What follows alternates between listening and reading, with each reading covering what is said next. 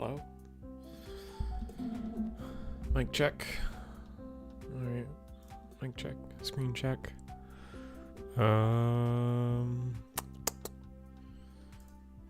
Sweet. Sounds like we are live. Exciting. For audio only listeners, or audio only, for VOD listeners, since no one's probably in the live stream yet, welcome to, it's Eagle's Nest. It's Monday. It's 7:30 almost Eastern. So I think that means only one thing. That means it's almost time to webcam tournament it up for the Digimon TCG webcam scene, which is always popping. We're fresh off the heels of yesterday where we had the Eagle's Nest case tournament. In the description below you should see all the events lined up for this week. We got tonight's event, Wednesday's Gundam event, along with Thursday's Digimon event. So if you guys are jonesing for content or jonesing to jonesing to join something, we got a lot lined up this week. I know Eggman has an event that we have to do, but things got delayed because of the delays in product, and then it's all delayed again because now it reached into One Piece Day, which is coming up, and Eggman's going to do that. I am not great at, not that me and Panda couldn't host it ourselves, it's more of the product delivery became an issue, especially like in a timely manner. So just gonna delay it after, probably gonna wait until, for Eggman anyway, after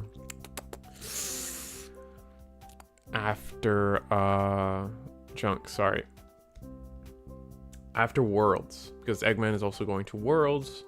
So just so we can have product all okay and distributed, we're gonna wait until Eggman's back home and not dead. That being said, how's everybody? How are you? Good? That's good. I'm happy. Sign up, guys. We got 15 minutes till the tournament starts. 4 of you watching right now. Man, I'm still riding the high from yesterday.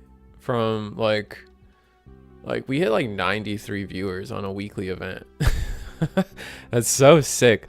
Like obviously it's like not my highest of all time since starting to like stream on my channel, but it's definitely the highest an Eagle's Nest Eggman, like it is short of an official like Bandai thing, like when I did with Carta Magica or Core TCG or Top Cut, or what was the Europe one, organized play events, something like that. Yeah, something like that. When I did it with organized play events, just like last second, I was able to, like, all those streams hit like over 100 usually, like, right, just because like it's an official event, everyone's like got their eyes on it, hundreds of players are playing, so it makes sense. So like it was really cool to, like, we had like, I think it was like a peak of 93 viewers, which is crazy to me.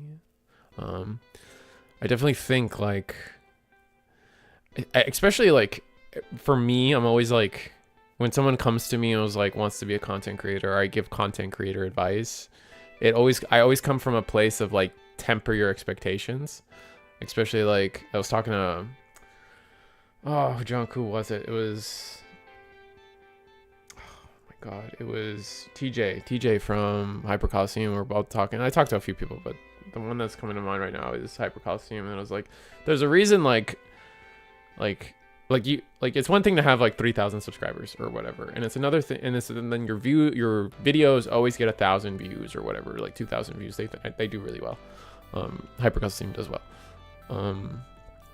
But like it's hard to like convert that into something else, right? It's like it's not one for one at all by like any means, I would say. It's hard to convert. It's hard to realize that like YouTube views like on a video doesn't necessarily convert to live stream views or like convert to memberships, or it doesn't convert to like you know, it's like YouTube views kind of stay YouTube views, and it's you do like obviously that's like not 199%, like it's like that's a truth of like 95%, like you can only expect like 99%, right? Like so like you go into like I don't know, TLDR, like I expect these to get like 10 views 10 active viewers, but then we hit things like 99 and I'm like that's crazy. That's the long and sweet of that.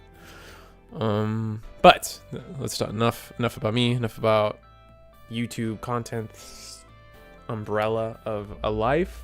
Let's talk about the meta. What was it? That one yesterday was Purple Hybrid. Our finals was Gallant versus Purple Hybrid yesterday. Which I guess Gallant almost makes sense on some degree. Not I guess they both make sense, don't get me wrong. They both make sense. There's still Purple Hybrid still is Purple Hybrid, still probably one of the best, the best deck of the format, or at least the best deck of last format, right? Gallant on the other hand did get extra cards, so it makes sense that people are trying to explore Gallant Mon more, and it's performing. It was performing before, but now we have slightly better pieces now, so its consistency and its texture has only gotten better. So it makes sense. I could probably talk about some of the list. We have some of them on Eggman, or at least we have the the top 8 on Eggman. Yeah, we talk about that for a little bit. Royal Knight is really strong. Don't get yes. I was talking about the finals. I think the finals was, if I'm not mistaken, Gallant versus Purple Hybrid, and it's just kind of funny that those are basically the same. Like that final, you would have said a month ago or 2 weeks ago, whatever. Pre 2.5 was the traditional final, would be Purple Hybrid and Gallantmon, right? So nothing's changed. The more things change, the more they stay the same. Amen for Omnimon that can get picked up by red searchers. That's true. That's honestly fair, man. That's probably like one of the biggest reasons I'm trying to find if I can get this metal Garurumon build going, because it's just like it's searchable. Like that's such an undervalued part of the new Omnimon. Like, not to mention the like comparing both Omnimon X's, like effect wise, isn't quite the same. Like they're both really strong. Like the new one is just a little better removal wise, but the old one was good, right? Looking at a security and trashing one is insane, and that's the repeatable part of that Omnimon. But the new one being searchable, oh my holy moly. Like, red or blue, yeah. But yeah, no, and to double back, Royal Knights, yeah, no, Royal Knights I expect only to get better. I think Royal Knights, I think a lot of players with Royal Knights went into it not expecting Psychmons and you know, Floodgates, and that was kind of my concern from the most part, because none of their new support helps against those Floodgates, right? Not in an efficient way. So it's definitely a world where I feel like we're going to see a world where people are going back to, you know, Porcupamons, the classic, or maybe even Marcus. I could see, I was always a fan of like the Marcus, BT13 Marcus slash, what's his name? Oh my God, Fireball, the Fireball combo. So you would Marcus, and then any of next ones, you would have the red switch to Fireball, especially since Royal Knights is more red heavy now, right? Like we're balancing ourselves around like having red guys on board because we want the Gallant or the Ace, the Jessamon Ace available to us at all times. Though he goes on any Royal Knight, but like you get my point. And I guess some of them are playing medieval. That helps. But it's still like if they play a play cost reducer, yikes. The both of them remove out of security. Does Floodgate rookies like Gatsumon just look Royal Knight? Just lock Royal Knights, or they have a new way to delete rookies? Yeah, no, Rusty Wolf. That's kind of, yeah, that's exactly what I was saying. Funny enough, I don't think any of the new support really helps again, unless I'm missing something. None of the new support helps against Royal Knight, Floodgate rookies, and a lot of people built their decks. I believe built their decks thinking like, no one's gonna play a Gatsumon. Who does that? So I think Royal Knights is still a deck like in the works. Like people are still solving it. People are still tweaking it. We don't have like Royal Knights is relatively recent, right? Like it came out what, a month and a half ago, 2 months ago in Japan, when normally we have 6 months of Japan stuff to happen before we get something.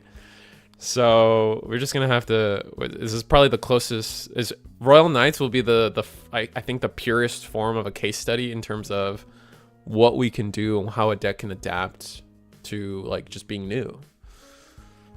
Purge is probably the best answer to play cost blockers. Yeah.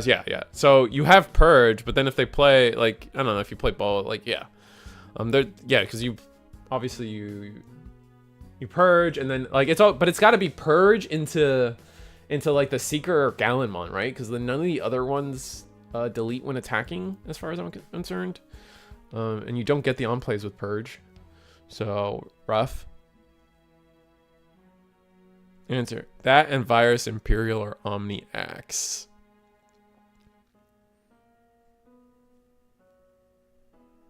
From the Purge. Oh, Omni Axe. Yeah. You're right. I forgot about Omni X with Raid. Yeah. So we'll see. Maybe there's another win attacking Royal Knight out there that people could use. It's just funny to me that like certain Royal Knights are just like not even in the deck anymore. Like you don't see Crania. Rest in peace, Crania. You don't see you do see Lord Knight. Kentaurus. Kentaurus is gone completely. And I used to love the like Royal Knights that would like spicy tech what was the Kentaurusmon option that if it got trashed, you would minus sec the board. And so you would Kentaurusmon, put it in there, take it out. It was kind of sick. Oh, what's that thing's called? I can't remember what that thing's called. But yeah, guys, sign up. And we got 5 minutes on the clock. I'm sure Eagle will be more than happy to late start everybody. I gotta get Viryo Ninja on the screen. Odin's Breath, thank you. Yeah, let me get Eagle. We do have Eagle tonight, so exciting.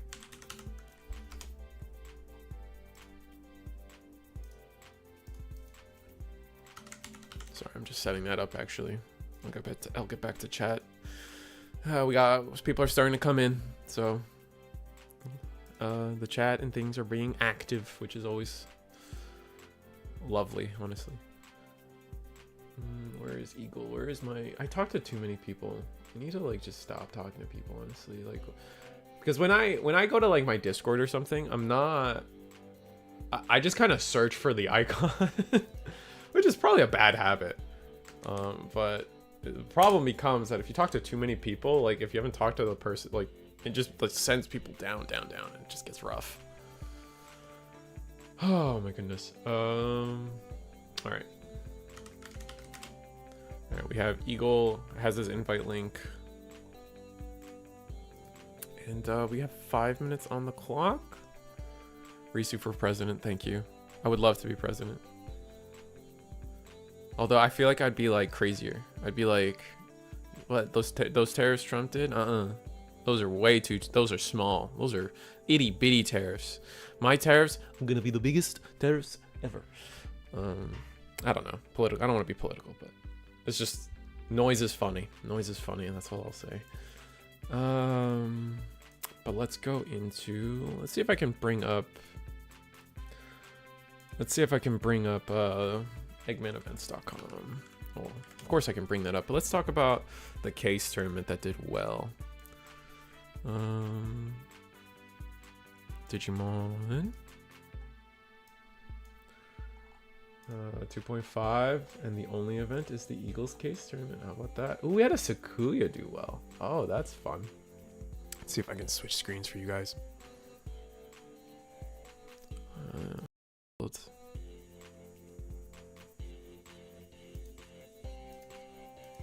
And here you guys go.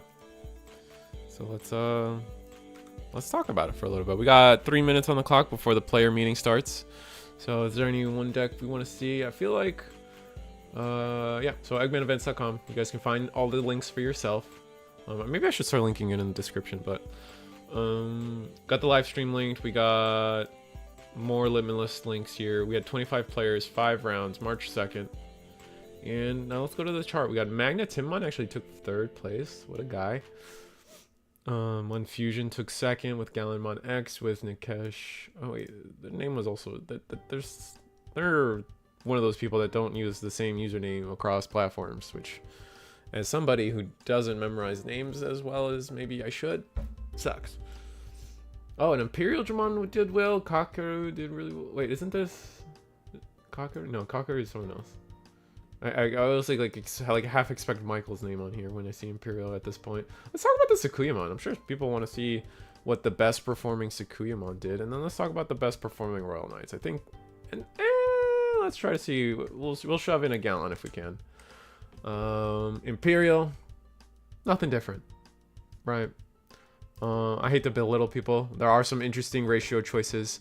Like level 5s will always be interesting to me when it comes to Imperial, as well as the rookie lineup's always going to be personal taste, along with the level 4s. But you are going to see like the most interesting standout point will usually be like how the person prefers the memory gaining Stingmon versus the draw Stingmon, and then if they add any armors, it's still all preference and what kind of statistical variance you're okay with.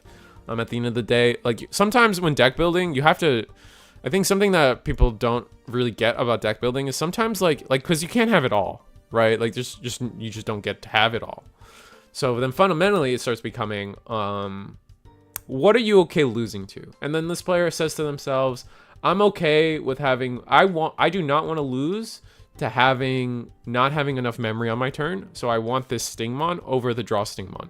And then another player will decide, well, no, I want more draw because I don't want to lose to not having cards in hand or whatever. Like, you know, like I'm oversimplifying, but you get the point. And that's like where player preference comes in. It's kind of like you're asking yourself, which way would you rather lose? Would you rather lose because you don't have enough draw, or would you rather lose because you don't have enough memory? And it's like,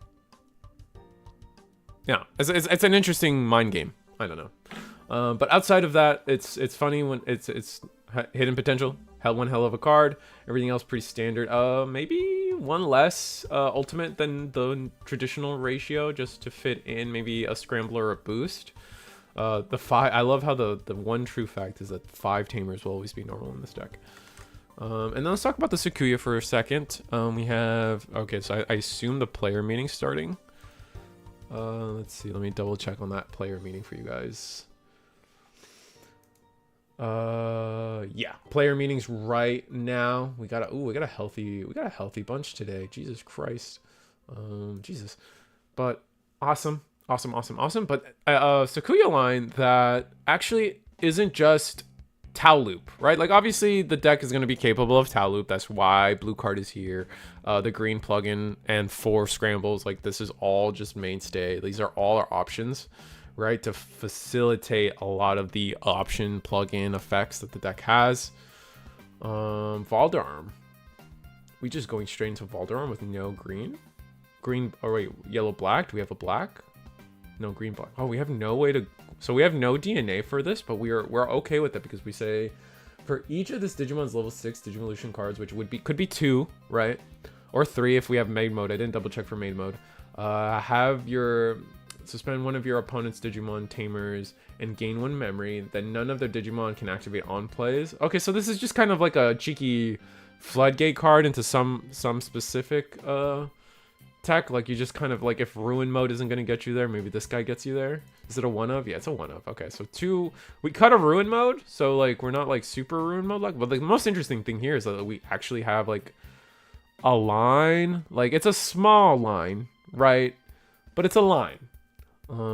We have rookie, ex-rookie, level 4, really low ratio, so we're not expecting to see it every game. So our bulk is just options and just finding Taumon Ace, so all our shenanigans can happen, along with this Taumon.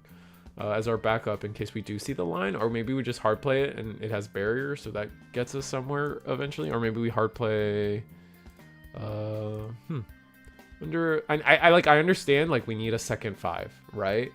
But my brain goes to like, why this one? Isn't there like a blue yellow one that has an on play, like the one that goes with Kazuhamon? Maybe I'm crazy. I might be crazy on that.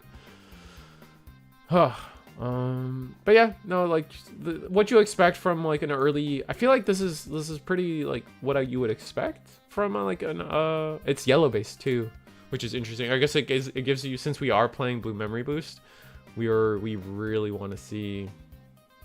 We really want to see a yellow source to activate that, get our searching going. TK? Interesting. I feel like with all the non-yellow, I guess we don't. Our only non-yellow hits are 6 cards and 4 Uko. Oh, I guess we have more Uko. So we have 8 rookies, 10 rookies. Okay, so our rookie count is, for some reason, my eyes were not seeing Ukomon. That's crazy. So 8 rookies, only 2 champions. So these are just fucking option starters.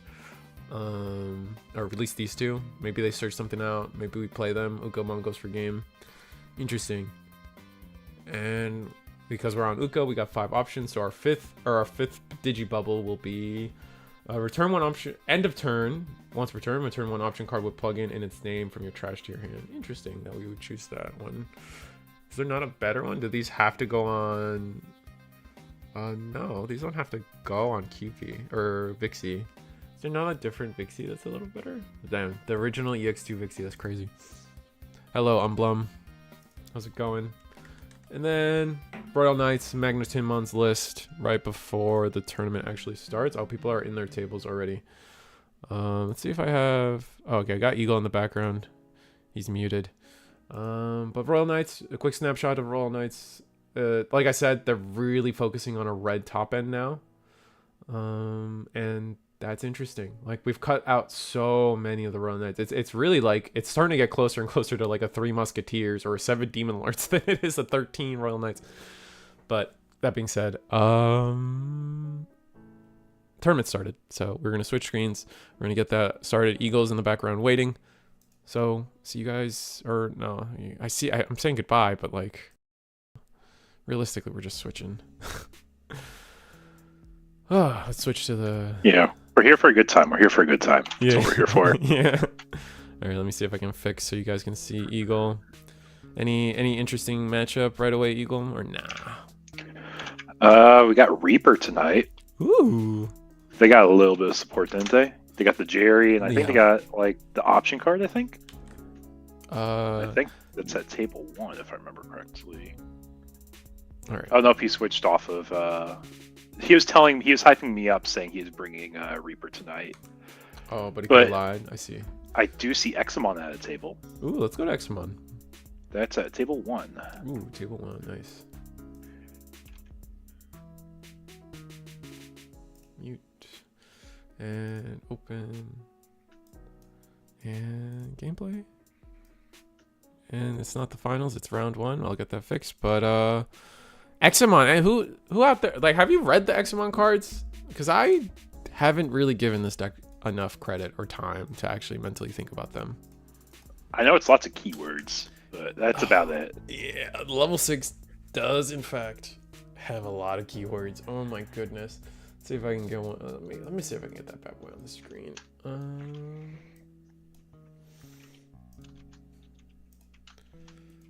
Still just kind of waking up, setting up in the background, guys. Oh, Eagle on the CLs came. I forgot to tell you. Thank you. Blum is thanking you for CLs, by the way. For CLs? Systemon CLs, I assume.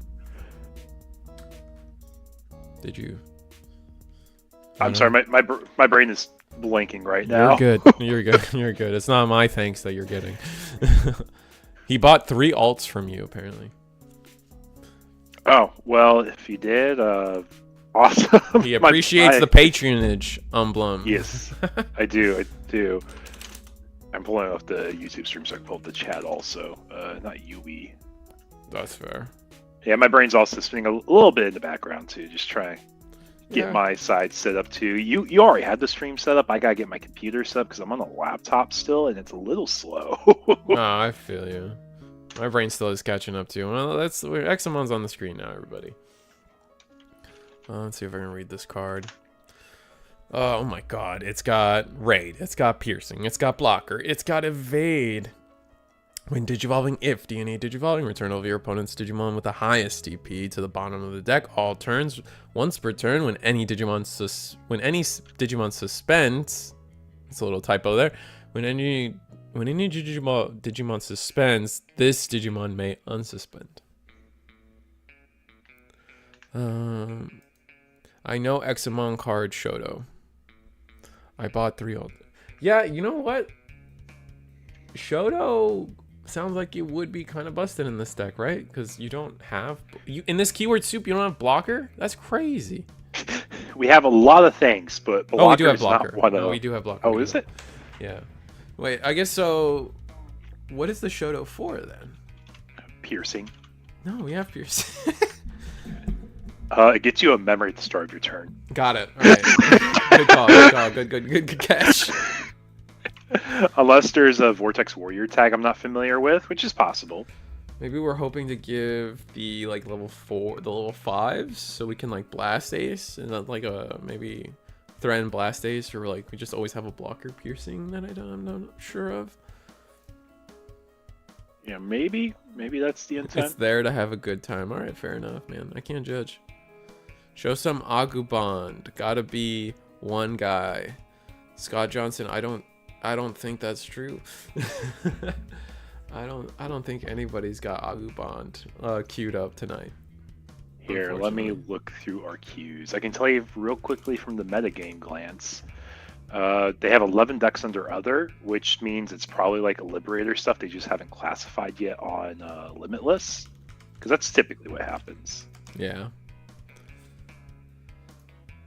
I like that so many decks are now getting this start of main phase by trashing one card, draw a card, gain a memory, or like just like these trash one, draw 2 effects. Like so many. Maybe it's just becoming Red's thing, but it's so powerful. It's so strong as well. It's also a very fair effect. Like no one's really going to ever complain about that effect of all effects, right? Mm-hmm. It's like you're cycling a card, you get a memory because you cycled a card, but maybe that comes to bite you later because you don't have that card in your hand now. Yeah, no, and then you get a memory on top of it too. It's crazy. We're gonna go into the new.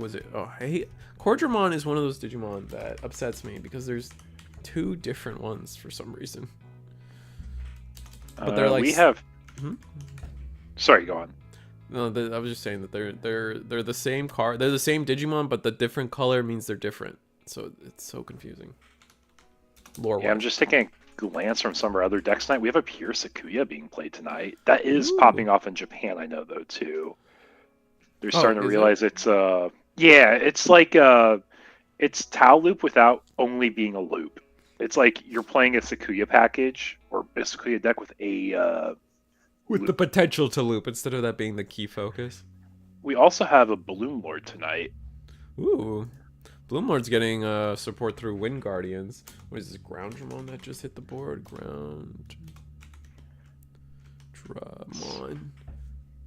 Got lots of Virus Imperial, lots of. Well, we went all the way into Exa?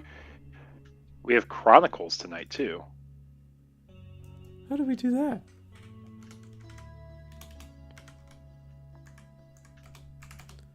Wait, how is Exa on board? Did we put a... Alright, when Digivolving, suspend one of your opponent's Digimon, then one of your Digimon or Tamers can suspend. All turns, this Digimon is also treated as a level... Oh, it's just straight up treated as a level 6. Wait.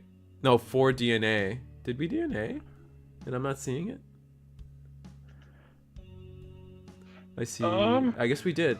We must have. I'm so lost. Well, we have the egg at the bottom, so we probably didn't DNA, right? Because you have to have something underneath the egg, unless it's the one underneath on the stack. We got 3, 4, 5, 5. Yeah, we have 2 5s. We have 2 5s? Okay, cool.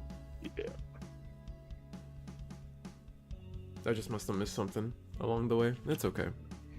Yeah, I was just over here scouting out what other people are playing tonight.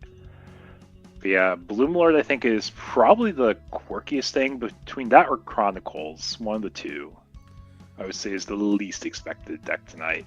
Chronicles? Oh yeah. Like the Alphamon deck? Mm-hmm. I'm just not a big fan of Chronicle, honestly. Did we already lose the Examon stack that we just built? I guess so. Oh, it's Medieval on the board. But Medieval should be able to... Medieval doesn't clear it, right? Because we suspend... If we're were we unsuspended? Because we have... Is it an Alterns effect on the Examon?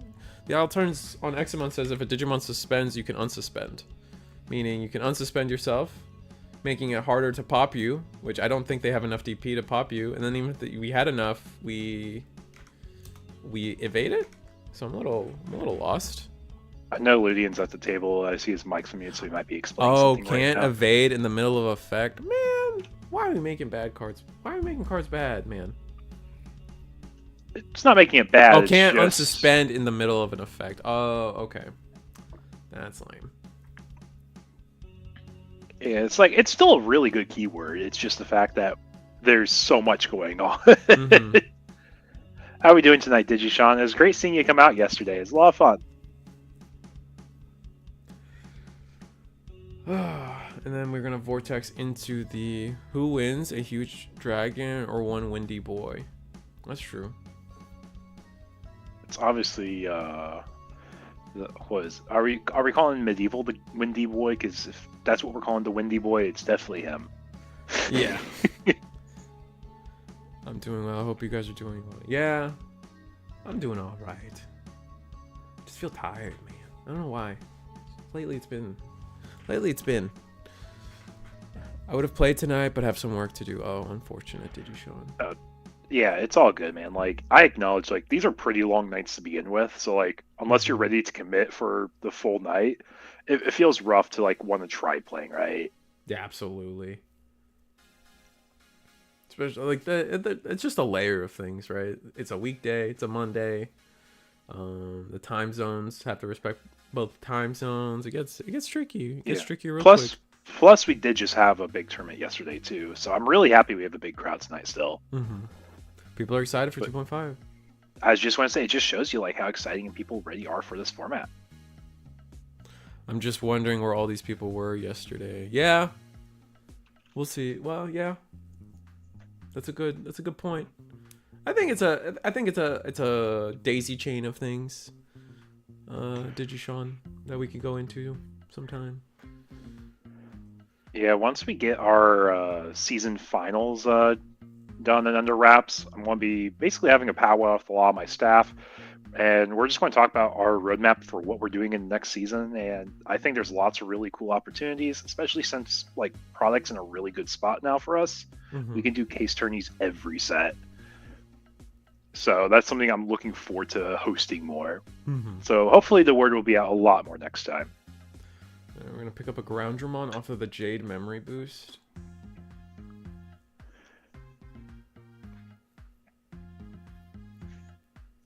And then we're going to end the turn. Another one. Oh, I was just going to say, that's not training. Yeah, it's really nice because we have the full color selection for what we need to search in this deck.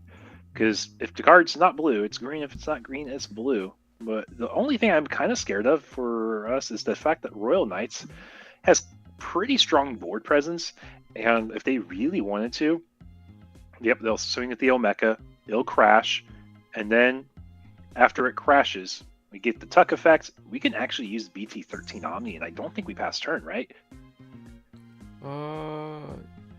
Do we? I mean, we only have 2 in source, so we have 7, 8, and we have 9, Cool Boy, and the Cool Boy puts us at 10. Okay, so it's 9 reductions right now is what we're at. Yeah, there's the Omni. Oh, what's that? Proxies. That is one of our proxies. Not sure which one it is offhand. I think he's probably reading it or explaining. Yeah. And we do select it, but then Cool Boy hits the board, gain tap it. Rather. So that's 10 reductions. So if we played BT13 Omni, we would have 4. That's 4 memory we'd play it off of because it's a 14. Yeah, so it's something to be really scared of coming up, just because we have the Lord Knight, which can play the Omeka, and when you play the Omeka off the Lord Knight with the BT13 Omni, it would also have Rush. Alright, we're going to play a Purge of the Royal Knights off of that. That's going to let us put the BT20 Jesmon proxy. Thank you, Ludion, for telling me what that is. It's one of those cards you wouldn't really think too much about, but once you realize how much that rare provides value-wise, it's really nice. Making the token with Decoy to protect your body on board, just in case you can't use your new Royal Knight option to protect your Omnimons. Right. You got the Decoy token. It's also a blocker, has Reboot, and it just gives you more lethality with your BT13 Omni plays. Oh my god. That's how I also feel about the Lord Knight, that it is able to summon a level 4 or lower from trash. Just suddenly they have the extra attack, which is crazy. Yep, exactly. Looks like we might be stuck on level 4s on the Examon side, unfortunately. And that's even after a double boost too. Oh, we're gonna skip raising. And play for 3, another gem boost. Search 3. Ooh, that's rough. We get a ground Dramon? Or I guess that could be core Dramon. It's one of the champions, I believe, right? Mm-hmm. Yeah, so we at least have that for our next turn. But I might be a little scared if I'm looking at the Royal Knights setup right now. They have a lot going for them. They're, was it 4, 5, 6, 7... then 8, 9, 10, 11 reductions with a Cool Boy to basically make it 12. Yep. And the Medieval's already on the board too. 12. So they can't Omni, because that would pass turn.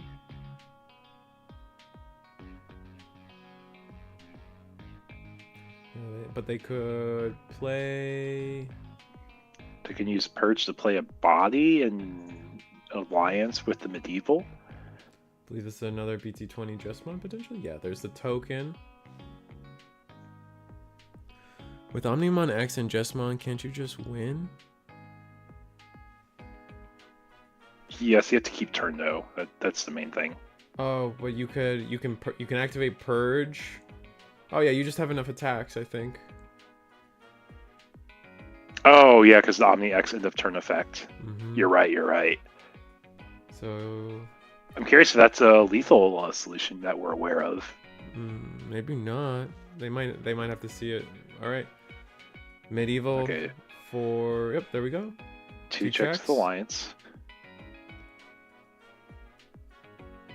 Check 1. Check 2. It's a Davis. We're sitting on 6 memory banked up. Oh, and we only grab rookies off of this? I get we get the Examon, which is nice. Yeah. Green rookie, blue level 7. Still game with Purge, yep. We just have to see the Purge angle.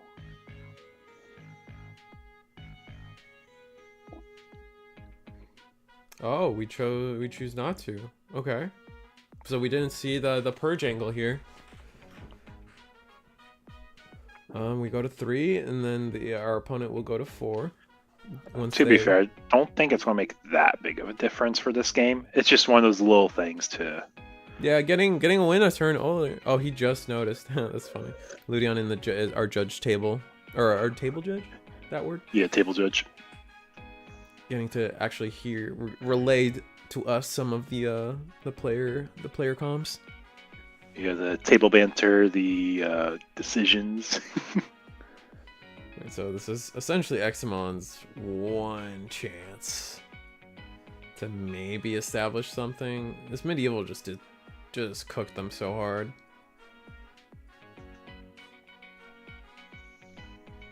Yeah, that is true, because you don't get to play out your body by any of your effects. Because I'm pretty sure it's what you did with the level 6s, right? You play out like one of the big bodies. Or when you DNA, you play one of the big bodies. And you just can't do that. Like, you are awkwardly encouraged just to build up a stack and raising against Medieval on the board. Or on board, even. Alright, Cordramon hits. Wait, did you evolve into Cordramon? Or Wingdramon, sorry. What the thing is about Examon will always be interesting to me is that the level 5s count as level 6s specifically for DNAing, but I don't... that just like comes down to needing to hard drop. So if your Examon is able to get answered constantly, it's just... it gets burned so hard. What can we do? Pop into the last gem boost. Yeah, he said, you know what? I could be dead this turn, but I also have all this memory banked up. Let's see what we can do. What's up, Frankie? We have, is that BT13 Examon in hand that we're about to... Oh no, this is... Oh wow, this is Breakdramon. Breakdramon, we're gonna hard play the Breakdramon, which has... Does it even have on plays? Let's look it up. This is the... I believe this is the EX3 one, which does not have on plays. Seeing it on the screen for you guys. Yeah, no on play effect. Yeah, so... Once per turn, when this Digimon becomes suspended, suspend one of your opponent's Digimon. All turns, once per turn, when one of your Digimon with Dracmon or Xmon in its name deletes an opponent's Digimon in battle and survives, trash the top card of your opponent's security. We might just be setting up a blast DNA angle. That can make sense. Yeah, but then the medieval just gets rid of the Wingdramon. Yeah, it's better to not swing at the token.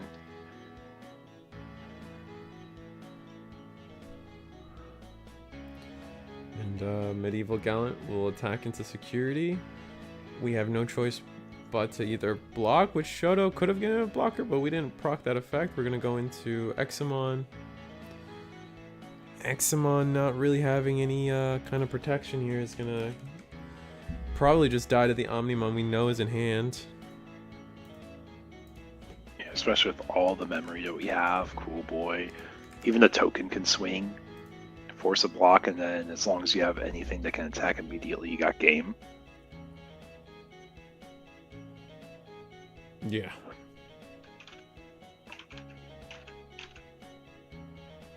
So 7 plus, it looks like 5.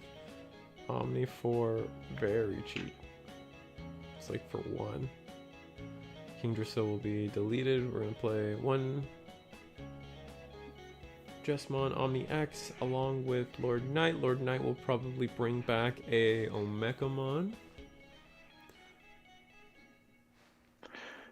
Yep, and this is a board. Medieval just can end games like this. Rough stuff. Yeah, the game kind of was over after turn 1. It felt like Scott, just especially not after turn 1, but after Medieval was able to counter the first Examon, it was just shambles from there. We just couldn't do anything. The Omnimon X will hit the board and delete the Examon, bottom deck the Examon, and it's just absolutely nothing. Yeah. All right. Yeah, with that. Game 2. Yep. Just want to say, setting up game 2. So, Royal Knights. I think people still are learning. I think a big thing is people still need to learn to adapt. Learning new decks. Yeah. Yeah. I think people are kind of still in a phase where they're allowing Royal Knights to do what it is they want to do without bringing in things like Gotsumon and can't reduce play cost floodgates. I think those might just be too standard, or not too standard, but very important right now. Yeah, I was going to say, I think one thing, because I've been basically one-tricking Galaxy for a long time now. It's been a lot of fun for me. I just enjoy the deck. But I think we're in a format where we really want Solarmon added back into the deck. Mm-hmm. Just because it's so relevant against Royal Knights, which is definitely one of the big 3 decks I'm expecting to see everywhere. Medieval just shuts down the ability to end of turn DNA. Good card, yeah. Yeah, and mostly because Examon, that's how they do it, right? Their big trick is they go to level 5, promote it, play the other level 5 or even the other level 6, and hope for the best from there. I will say I'm actually surprised that we chose to let our opponent go first as Royal Knights. I feel like you want them to always go second. I think it might be an old mentality that people have, like, because the old mentality was definitely like, unless they have exactly Magnamon in their hand to start, they're usually giving you a lot of memory. And that's no longer the case with things like they have an access to a second round of options, right? With the Last Guardian, they have access to all the Omekamons now, Cool Boy even. So you're very rarely going to get a lot of memory turn 1 from a Royal Knights player. It's a really good point. It is probably just a small adaptation.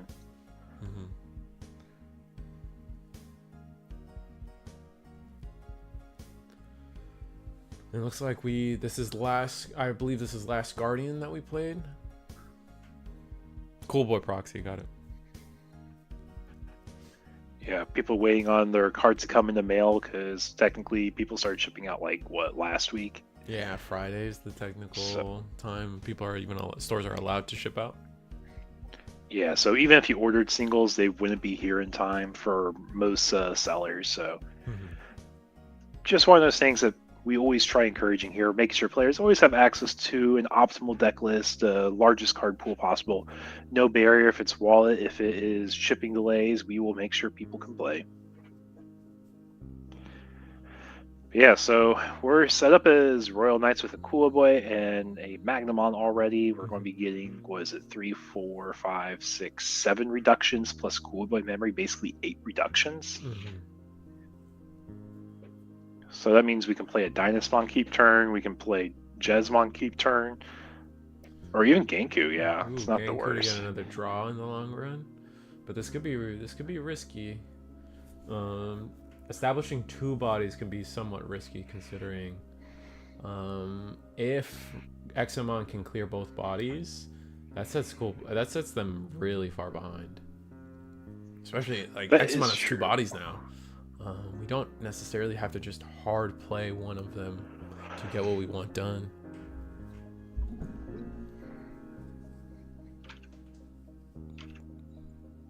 So, we're gonna hard drop. I think this is Groundramon with interesting, and that's just gonna pass. That will suspend the Genku on play. And then lets us Digivolve into a Wingdramon on the side. Did we not have a level 4 to do this? Interesting. Go ahead. The more I think about like Digimon decks and their designs right now, you have decks like Red, Purple, Imperial, which they spend a lot of memory, and when they spend a lot of memory, they're going to be able to DNA at the end of turn. But there's some decks that are just like able to negate like all these turn extensions. Red, Purple, Imperial pays the price, Examon pays the price. But if you look at a deck like Takamizuchi, they don't really pay the price of doing the same giant extension that we see here, like the Examon player has, right? And then, like, they don't get the new, like, since we're going into the old Examon, like, that's a big conversation I feel like people are having now, is that, like, a lot of people are talking about how cards, or how Bandai seems to be just loving adding, and then this Digimon may attack as part of their when Digivolving or main effect condition. It's not Blitz, it just may attack. Yeah. I remember that was on, what was it? The old Chaos one, like the OG black and green one. Oh yeah, and it could only attack into Digimon. Yeah, it's like Blitz without being Blitz. But it also didn't give it Rush. So that was a very big difference on that. Suspend one of your opponent's Digimon. See, yeah, I guess Examon, poor Examon here, didn't have a second level 4 to go into, because I believe it would have been cheaper to just Digivolve this Dracomon into a level 4, then to Groundramon, essentially do the same play. Unless you need that for the DNA, potentially. No, Wingdramon gets you there. And we're talking about our effects for start of our opponent's main phase, I believe it is. Or is it start of their turn we get to use the level 6's effects?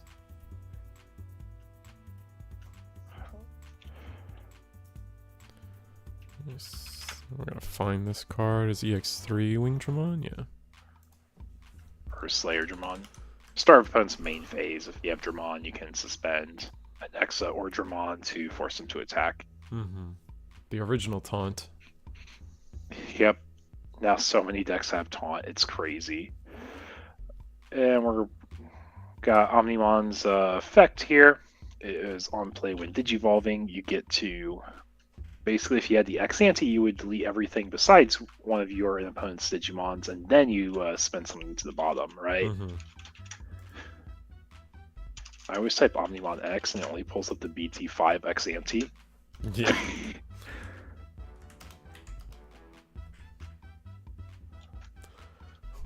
Don't you love how Eximon's only protection is evade? Yeah, it is a little sad. It's a good keyword, though. It's alright.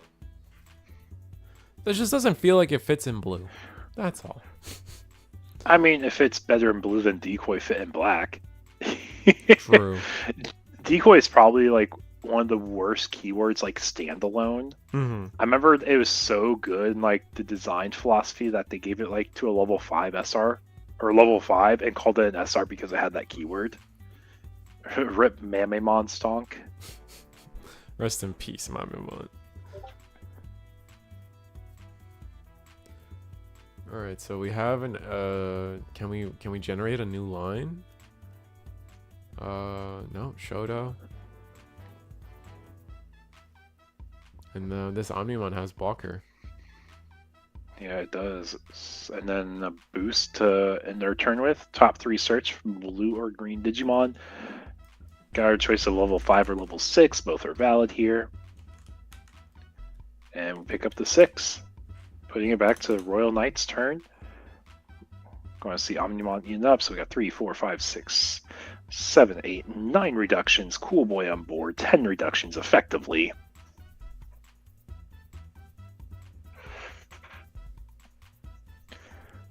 How did the Slayer Dramon leave the board? I think I missed that. Oh, we raided into it. We raided into it. I keep forgetting we can do that. This card can it attacks without turning sideways. Without turning sideways. Is Examon still cope? I think it might be, but it's at least fun. Like, you got an actual line of support, which is always enjoyable, right?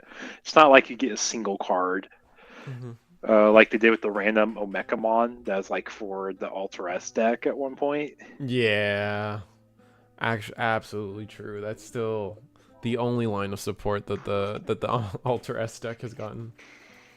In fact, Omni DNA has had more success with their top end than Alter S's deck in general. Oh, we're gonna go hard play Alphamon, keep turn here, and recover one. Unconditional recover has been added to Royal Knights, which is crazy to me.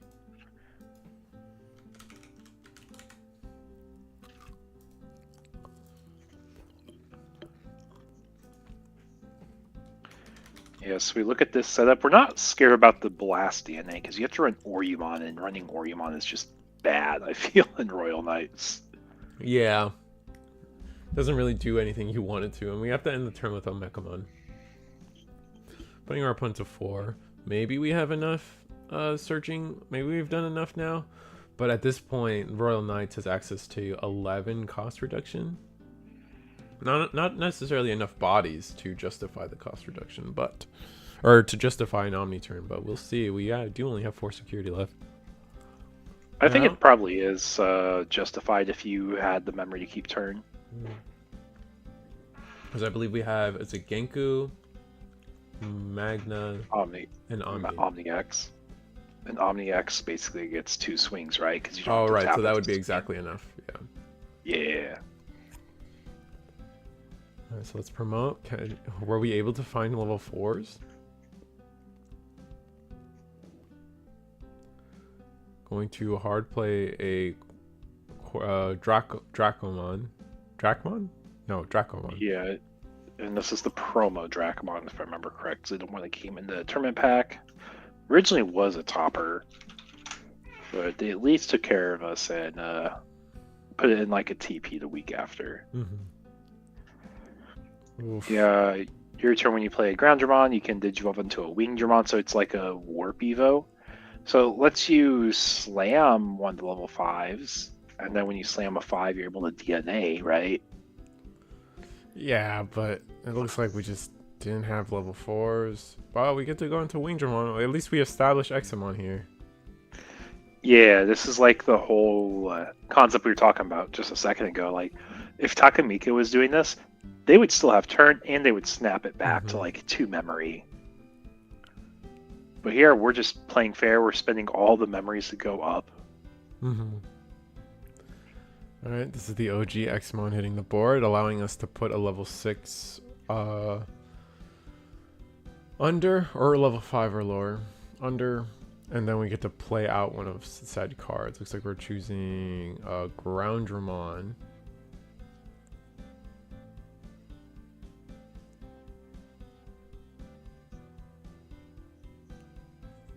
And from there, we get to play. And we're going to play a Breakdramon. So, I don't know. Do you have like a extensive Digimon lore background, Risu? Yes and no. Yes and no. Do you know where Examon comes from? Because I have zero idea. I don't know. I just know he's like King of the Dragons. He's like our version of Tiamat or something. And why is it a crane, like a construction crane, and a knight turn into a big red dragon is beyond me. He's just one of the Royal Knights, man. That's as far as my lore for him goes. Does chat have us? Does chat have our back? I think he's also like Camelot inspired because one of his attacks is named like Avalon. That's as far as it goes for me, man. I mean, you already know more than I do. Yeah.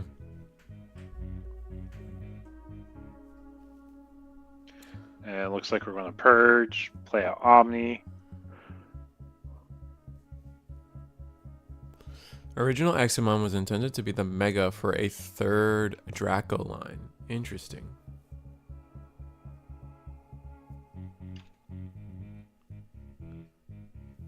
So we are going to raid, attack. We're going to evade the attack, and then unsuspend. Then we're going to play Medieval. Oh, I see. We played the Omni X out for the reduction body. Because we can still attack with another, basically swing at the end of turn. We're going to pop the Dracmon.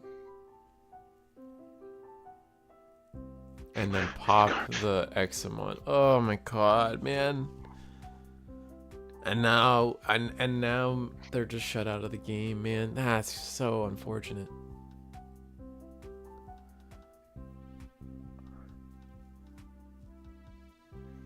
Unsure why they decided to make it a DNA of the other 2 lines. I see. Examon is data. Virus is break. Slayer is vaccine. So it kind of makes sense to have Exa round it all out. I see. So that's why he's like 5 colors. Yeah. I think he's by far the biggest Royal Knight. Yeah, he's definitely the biggest. I know that. Like, I think like size-wise, he's massive. Yeah. The SP of him, I will say, is absolutely beautiful. With the like, rainbow, bro. Background sky, rainbow in the foreground. Exactly. It looks so good. Like, cause I've been kind of hating on the new SPs, cause like they put the Digimon like really far away, like Oryukin mode, for example. I prefer the standard Ultra Art over the SP because like the Alphamon is just so much more menacing when he's in your face, and then instead of like 3 blocks away in like Brooklyn when you live in Queens, you know what I mean? So like it's just different, right? But then for some reason, something about that rainbow on Examon just completely changes my opinion on it. Yeah, I think it's just like the color palette they use for it. It just makes it look so good. But that's also, I think it's only those 2 SPs, because then Takamika looks fine, as well as the Virus Imperial is probably along with the Safaga Ace SPs, all look immaculate. Like they look. So here's the funny thing. I was helping my friend open his case for 2.5, and we're having an opening party. Like everyone's just kind of help opening some packs, and we didn't realize we had the SP Take until we pulled an Altart Take, and we said that one looks different. Wait, this one's not the SP? And then we look at the other one, and we caught up. I think I might have mentioned this yesterday already. Oh god, that's so funny. I didn't know. They do look very similar. I think it's like one of those things where, what was it with the Greymon Secret Rare from BT 16? Everyone was calling it, all right, the left Altart and the right Altart. It's like almost a situation like that. Like no one can tell which one's which, and so we just focus on which way the Digimon's facing instead. We're able to establish I think this is just a Cordramon and two Cordramons on board here. Gonna attack into security, draw card. The post-Suka arts are too cool, or too good. Yeah, that's true. Take Take Altar is killing Dexteruga. Take Altar has Dorumon in the background post battle. Take SP has the Doru in the background post battle. That's cute. I never thought or never noticed that. Hey, Curiosity. What's up, Curiosity? Doesn't one of them have Death X in the background, Turtle? Am I crazy? Oh, we just aced into Gallimon over Medieval. Oh my goodness. That's just... That's so rude. Can we not Digivolve?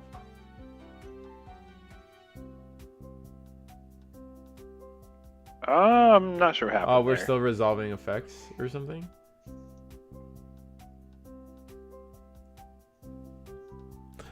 I want to pick up a Takamika SP, but I'm waiting for it to go down a bit more first. What are they at right now? I think all the SPs are starting to balance out to like the lower 200s now, right? Just for collecting purposes, Lugomon is my favorite Digimon. Yeah, no, Lugomon's sick, dude. I really like Lugomon. Not as cool as Lobomon, but definitely has joined my top 3 Digimon. I assumed it's based on Seekers, so I think it's Dexterorgora and Dash Doru. Oh, fair enough. It's like 150 range, which isn't too bad. Yeah, no, I wouldn't expect this isn't financial advice. Do what you want and what you feel is right. However, I don't expect an SP to go much lower than that, right? Like I had a Garuda Ace. I feel like that's one of the... It's probably higher now, but at the time, like, you know... I remember shipping it off with Panda. Or the floor is typically like $100 for an SP. Like that's the worst it gets, unless it's just like that bad. For example, Dynus Ace SP. That one's really bad. I think it's like $40 to $50. Oh my god, that's so unfortunate. Yeah, I'm not a fan of the 19 SPs. All of them. I don't think they look... None of them look good to me. Oh, it's like that black and white, and then the text on top of it doesn't look good at all to me.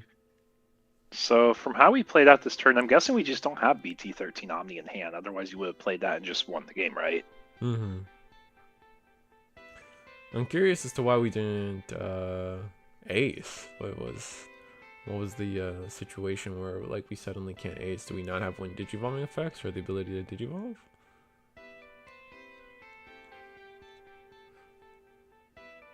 Or did we just suspend ourselves? We didn't actually attack. We are going to ace into Examon. Examon will delete the highest DP here, which I think it's done. No, it's X. Oh, they're both 11k. Okay.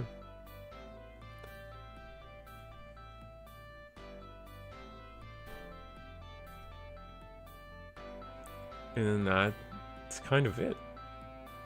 Examon doesn't really do much after that, unfortunately.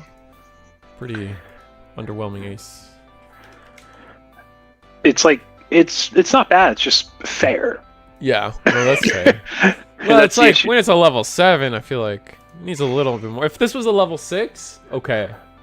But the fact that it's a level 7 and all it does is pop one guy, you know. Maybe because the deck is so focused on cheating into a level 7 that it's hard to make Examon good. I mean, we also have like a bunch of keywords. That's true. How many keywords do you need to bank it up to be an SR? How many keywords do you need to die to a second medieval? Well, if decoy's not on the board, I guess not many. Yeah. Oh no. Oh, this is such a travesty, man. I will say our Bloomlord player did win round 1, so I think we know where we're going for round 2. Oh, I love Bloomlord combos. I don't like It's just playing against it, but man, go ahead. I was just going to say, it's along the lines of like a pretty fair deck. And I've been saying that a lot. I think there's a lot of decks that are designed so well where it's just like, you're not going to complain about being overpowered because it's just fair for what it does. I mean, Bloomlord will forever be the deck that made Louis the Pain quit, though. So I don't know. I don't know about that. Oh, was it actually? Yeah, he sat down. At least my headcanon, the way it goes is he sat down, played against Bloomlord once, saw what Bloomlord was doing with the memory gauge, and just said, "Nah, I'm out. Peace, bro." Because Bloomlord was like the original like Takamika, right? Where like your memory just did not matter. I think it was it was really the first deck to really start manipulating memory that much, and he just said, "No, I'm out. I quit." Yeah, I think you're actually right on that because like I'm thinking back, and there wasn't any deck that had crazy turn extensions like that. We have made Exa like 3 times and still haven't hit security. It makes me so sad. Yeah, yeah, Ludion, like it's just like it's so like Eagle has said, it's you need to like it's so fair, man. All it does is have a bunch of keywords and delete a guy. That's all it does, and you're like, it's not enough, man. We need to be maybe trashing a security or playing a second body, or especially since it takes so much resources out of your hand to go into this guy. You're not drawing extra, right? You're losing cards for this Digivolve, right? Which is very hard. It's very rare for a Digimon deck to go neg on cards when all they're doing is Digivolving, but Examon achieves that, and it makes the deck is worse for it. Like your BT 20X build's been treating you great. I would love to see how you build that, Alfonso. The pure BT20X build have actually been treating me great. Well, what I'll always say to comments like that is like, if you truly believe in your deck, prove us wrong, prove me wrong, shut me up, man. I try to just be very objective when I make my opinions, and that means I try to go based on things I know and things I've seen and tournament results. And if you feel like you've cracked the code, feel free to prove me wrong. Join Eagle's Nest or join a different webcam event. Do well with it. Show people that, you know what? No, Examon is here to dominate in a way that people aren't expecting. I don't believe I'd beat Royal Knights, but still, Megazoos are a general Examon weakness. Oh, fair enough. Yeah, I was gonna say it's true because this is like one of those kryptonite matchups. Where it's just like you can't answer big bodies, so it's just really, really hard. Because I remember when I was playing, like I was trying out New May Mount for the first time in BT14 when we got like the New May X and all that line, and I'm just playing the deck time after time against my roommate who's playing Leopard, and I'm like, this deck's so like I can see where it has so much potential, but like I just keep losing with it. And that's because Leopard X just keeps bouncing the whole board. You don't get deletion effects. And then I realized, this is like the one rogue deck that has like a 90-10 matchup to like one of the tier 1 decks. Yeah, the Leopard is so... There's so many decks that are like that too. Like, you'll still come across like that one blue flare player, and then suddenly you can't play the game, right? Your whatever deck you have is just like, no, blue flare beats that, man.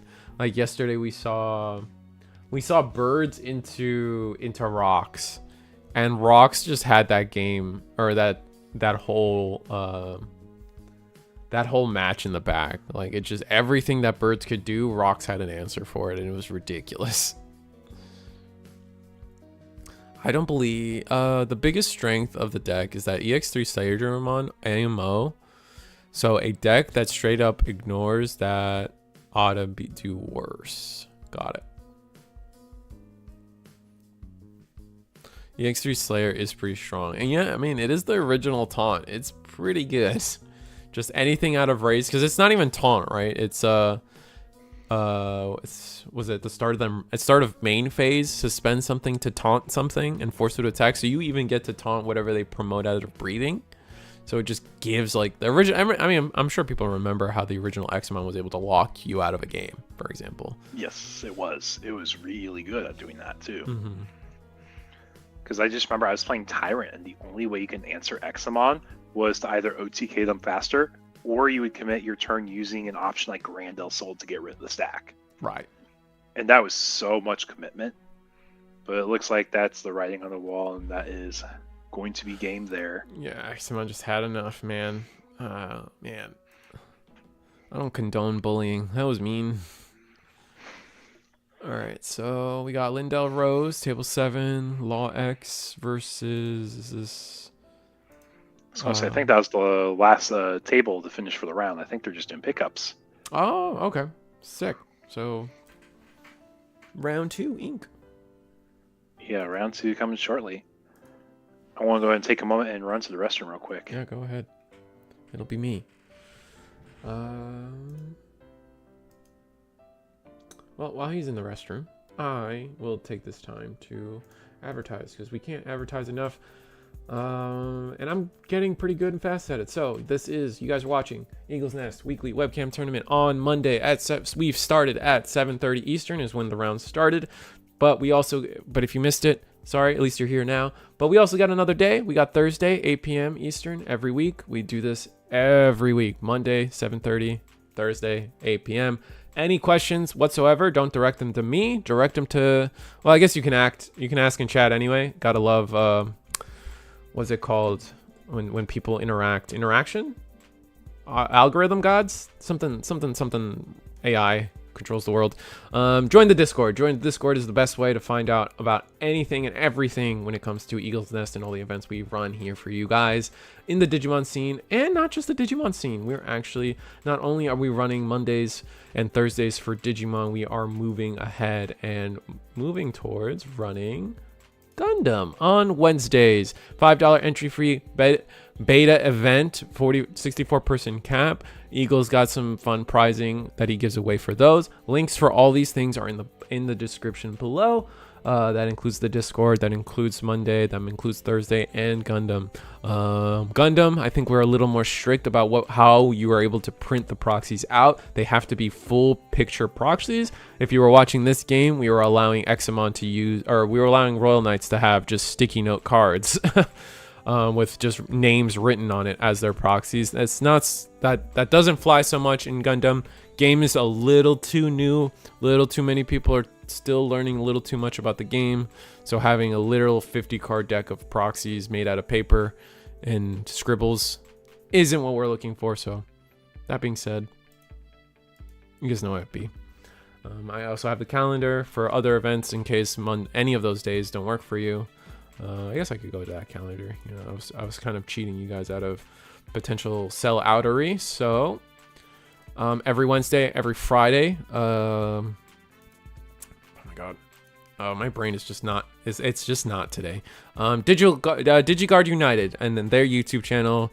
Great cast of homies over there. Varney and the crew. Every Wednesday, every Friday. They even host their own stream if you want another tournament to watch. That said, 7 p.m. EST. They start a little earlier than us, so I don't know. Check them out every Wednesday, every Friday. They host a little tournament, and I hope to help more people. As far as I know, this is the weekly schedule that we have listed. DigiGalaxy, Doodoo Destin, and DMV Drinks are all pending in terms of trying to get their tournaments off the ground, but at least this is what we have for you guys. That being said, I can go to Eagle will tell me when Eagle comes back from the restroom, he will tell me where the Bloomlord player ended up. Other than that, I can show you guys this, and it's round 2. We're gonna sit at table 1 for now, but I do intend to go catch the Bloomlord player, so we'll see.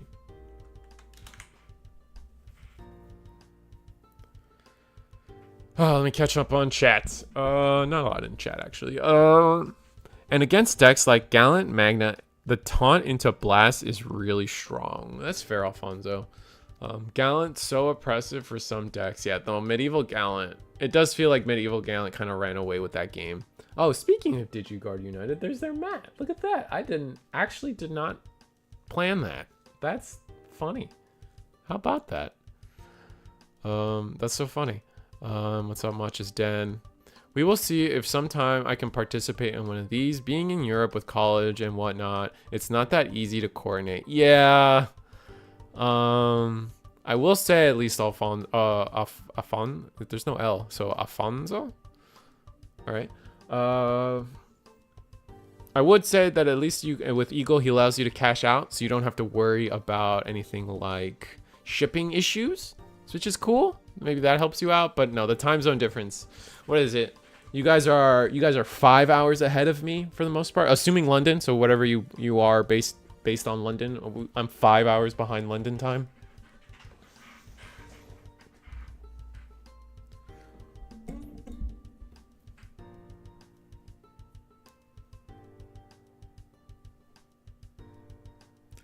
I'm more likely to watch a stream than play an attorney, but I'm usually here. Yeah, no, that's fair, Hunter.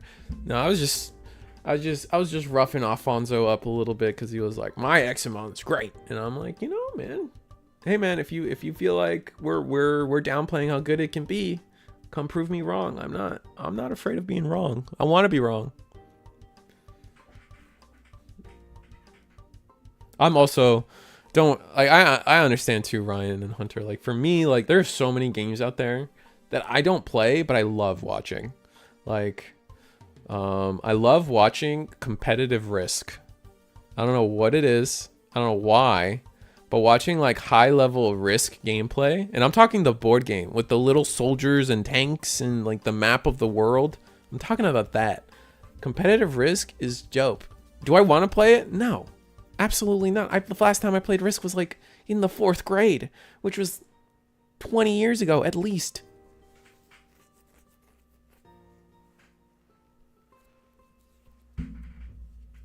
Ooh, what do we got? We got Virus Imperial versus what exactly? What do you got? What do you got for me? Law X.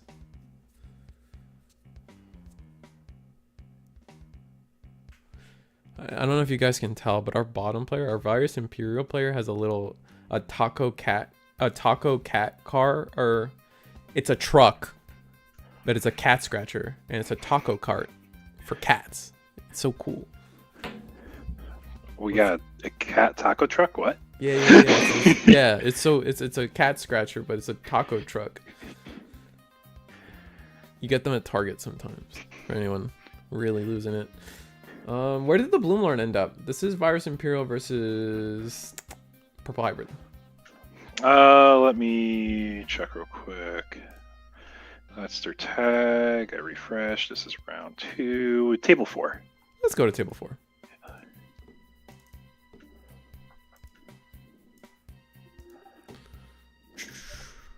Yeah, sorry, I literally exited at the worst time. No, you're good. It's not a big deal. All right, so we got Jesmon versus someone plays the Lestrials. Look at that. I tried to get into Lestrials. It's a game that seems like a cool concept, but I'm in too many games right now to really give it a fair shake. Try. Yeah, it seems like one of those games that's like kind of rug pulled almost from the looks of it, because like so many people are talking about it because they got like sponsored to like talk about it. And if I'm doing something, I want it to be something I'm very legit about. Mm-hmm. I'm the opposite. If you want to pay me to talk about something, I'll talk about it. Just let me be honest. That's fair. That's fair. I like that as a middle ground. Mm-hmm. I like that as a middle ground. It's like, I'll try it. I'll always pay. I'll always be paid to try it, but I'll just be straightforward, blunt with it. Yeah, for me, Alestrios, they sent me the original kit, and they weren't too picky on who they were sending kits to. And I managed to get one for the first set, and the game just felt too like I know a lot of people like GOAT format, for example, in Yu-Gi-Oh, and it felt like that's the market they were trying to hit. They were really trying to hit like that like GOAT format Yu-Gi-Oh mind. And it just comes down like as a math nerd and as a statistics guy, it's really hard for me to like, oh, I attack with my guy. That's the only play I have. If you happen to have the trap card that counters this play, then I just lose. And then we get to play 4 more turns where I know I'm losing this game. And it's just like, it feels so gotta have it a lot of the time. Anyway, we did evolve into Sistermon Awakened on the side, doing 2 checks, crashing through everything that Bloomlord has on the board. And yeah, we're just gonna scoop it up. Sistermon will attack, the token will attack, and that kind of wraps it up. Well, we at least get to see the start of the second game. Hopefully we see a lot more back and forth, like a good fight, you know? Mm-hmm. Because I know Bloomlord is like one of those decks that got a lot of people into the game. I know you're talking about how like Lewis is like, I'm seeing how it's abusing the memory gauge, but also it was a deck that I was able to get a lot of like people that are like quitting Yu-Gi-Oh to try out the game with. Because I'm like, hey guys, if you like XYZ summoning and you like special summoning in Yu-Gi-Oh, here's a plant deck in Digimon that kind of plays like that, because you got the overlay similar concept with like Chimeramon.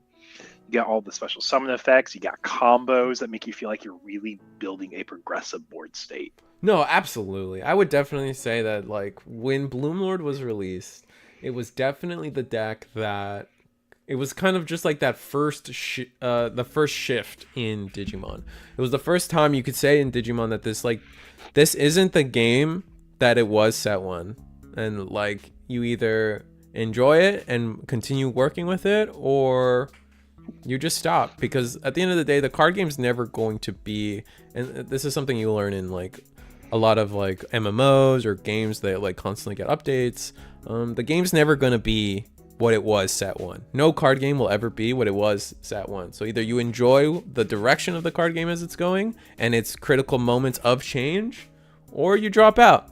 And I think Bloomlord was one of the first times people really realized that like, no, this game isn't the Digimon I fell in love with anymore. Is that a good thing or a bad thing?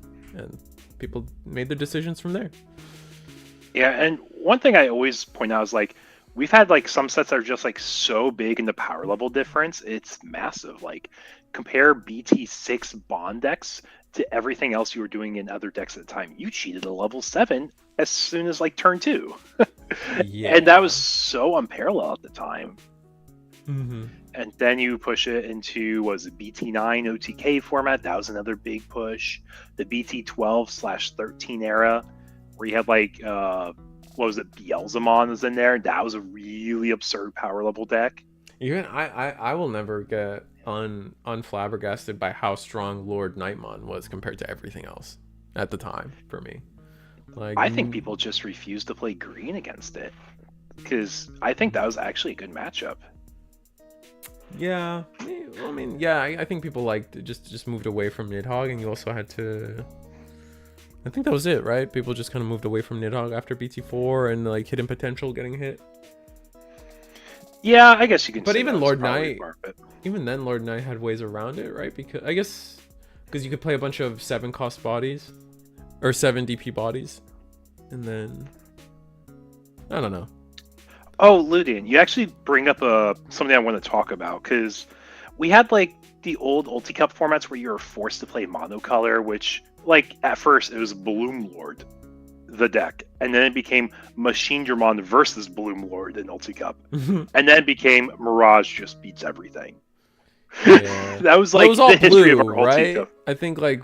I think Blue Flare did well too. It wasn't just Mirage. It was like Blue Flare, Mirage, and then there was another. I think it was like 3 or 4 blue decks that were dominating that. Maybe I'm crazy. Yeah, I mean, it was like a small pocket format, and then they tried doing like the rotation Ulti Cup. But now I saw Mario had a video about it today. But the Pauper format, or Commons and Commons format, because Pauper's Commons only technically. Yeah. But I think that's exciting. That was one of the biggest like community events I had back in Austin, because it's so super new player friendly. You can give them the book box, and they can make a reasonable deck out of it. That's fair. I don't know. I'm not.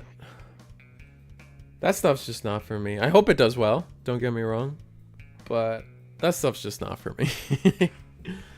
Yeah, I think it's just so hard because Digimon's been around for 20 sets now, and we just don't have like a proper secondary format.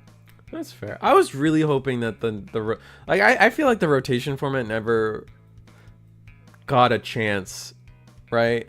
I feel like we had one event with rotation, and then that was it. That's all we got. And I was just like, what? Like we had a whole year of monocolor format, and rotation format got one. Which was just some of the worst attended events though too. Like we had 60 people for one of those Ulti Cups. Oof. And I think that was like one of the biggest reasons. Like you saw that.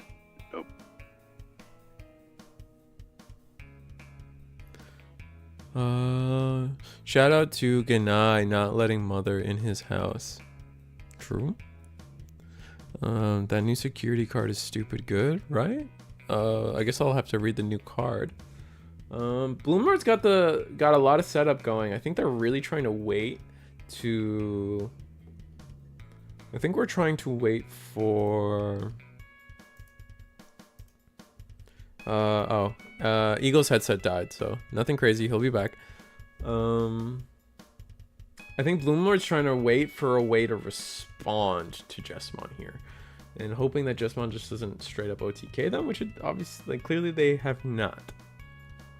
So now we got to think to ourselves, can we play around the ace?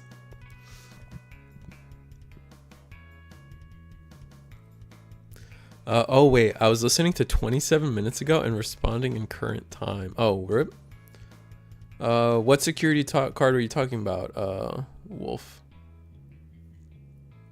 Or yeah, Wolf.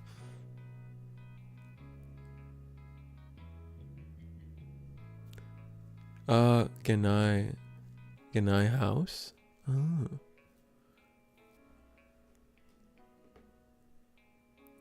Yeah, so he's got to charge his headset, so it's just us.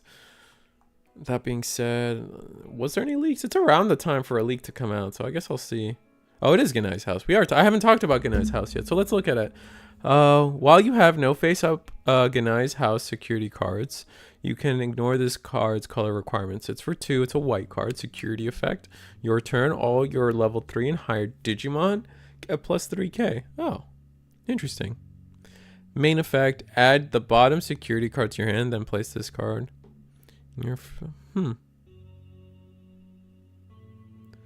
You may play one security effect. You may play one level 3 Digimon from your trash without paying the cost. Adventure trait. Huh. What is all your level 3 or higher Digimon? What? Oh, I see. I get the joke now. We're not letting mother in our house. Okay.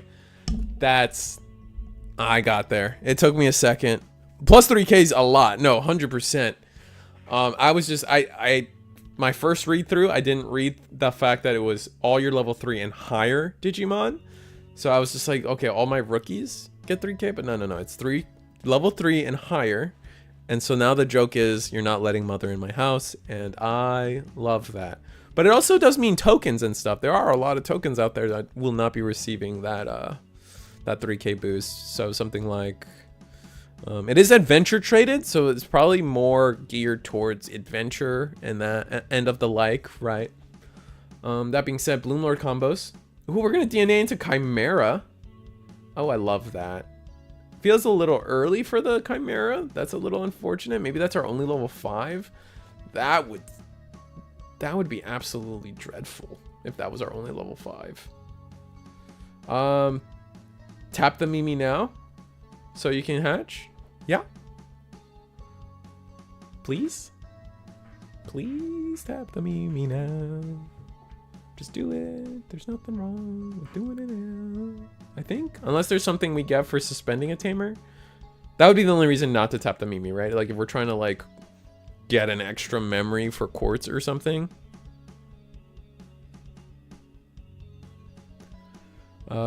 Okay, we're gonna hard play Sunflow Mound. We use the main effect, tap Sunflow Mound to play 3k or less plant thing.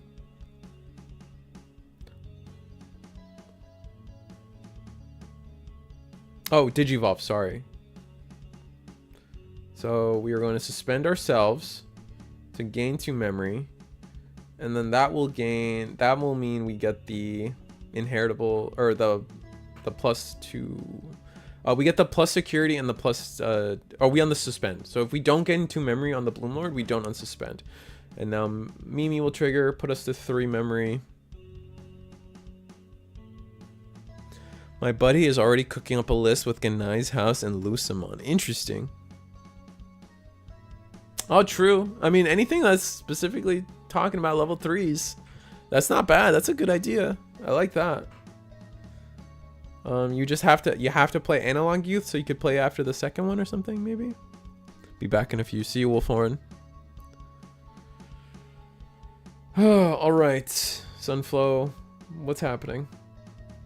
Digivolve into Blasso, but this is for a full. Oh, okay?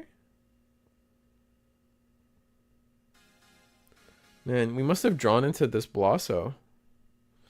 Because the Chimera was early, right? You usually want a Chimera like as part of like a second stack of like craziness, correct? All right, Leopard hits the board. We're gonna Digivolve into Leopard. Okay, so we Digisorbed ourselves. Oh no, we did not Digizorb into Blasso, and then hit him HPD'd into Leopard X. So now we're trying to figure out what we're gonna play. Oh, we want to play Medieval. Ooh. Woo. So we're gonna play Medieval for. Yikes! Yeah, you can't use the full reduction. You can't use the 7 reduction because you don't have 2 bodies to suspend. But we're still gonna do it. So it's gonna be for 11 reduced by what, 4? Yeah, that's exactly what it is. And then on play, we will suspend the. We can suspend the Jesmon and delete it. So yeah, suspend Jesmon and then delete Jesmon. Also, gonna take a quick second to talk about Jesmon's blanket robe. That looks so comfy. Bloomlord very worried about GX Ace. Yeah, I could see that. So yeah, you should be able to on play just delete the Jesmon. I don't think there's any protections, and then Vortex into. Where did the sister go? Oh, we bounced it with the Leopard. Yeah.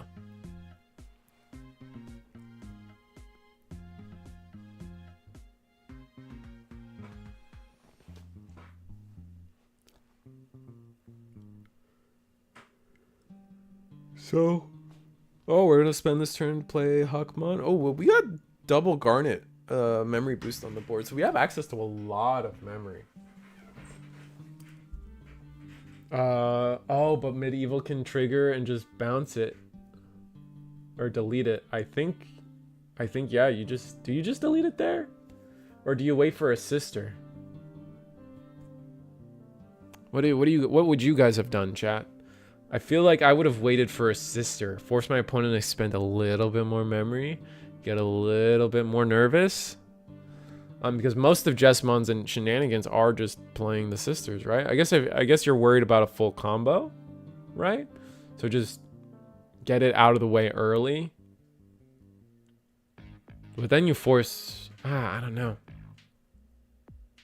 Oh, but we gotta play from Master to Disciple, which is gonna slow us down. I'm gonna grab Jesmon BT20, trash the rest.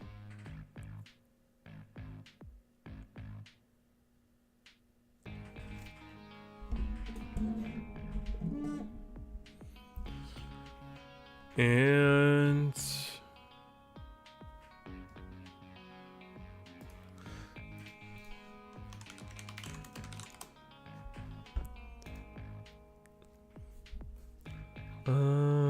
I don't think we have we don't have any plays after this, unless we have specifically the Jesmon line that just play the sister that forces the Evo combo. But we're gonna go into Genku instead. Let me get this Genku on the screen for you guys. I say Genku, but it's a Ganku. I always do that. I feel like I'm doing people a disservice by saying it that way. Ganku. Anyway, do we have the GX to go with? We do, or not GX, the Genku X to go with it. Anyway, so when this card would be played, if you have a Digimon with Huckmon, Sistermon, or Jesmon in its name, reduce the play cost by 4, giving our opponent 5 memory for this. Reboot blocker. On play, when digivolving, one of your Digimon may digivolve into a level 6 or lower Digimon card with Huckmon in its name, or Royal Knight trait in the hand, or trash without paying for the cost. So you can digivolve into Genku X, is what we did. So let's get that on the screen. Genku X now reads, when digivolving, digivolve for 2 one of your opponent's Digimon. Then, if Genkumon or X antibodies in this Digimon's Digivolution cards until the end of your opponent's turn, none of your Digimon are affected by your opponent's Digimon effects. Opponent's turn, all your Digimon with Sistermon, Huckmon in their names, or Royal Knight gain reboot and blocker. Ah, dang it. Thank you. Thank you.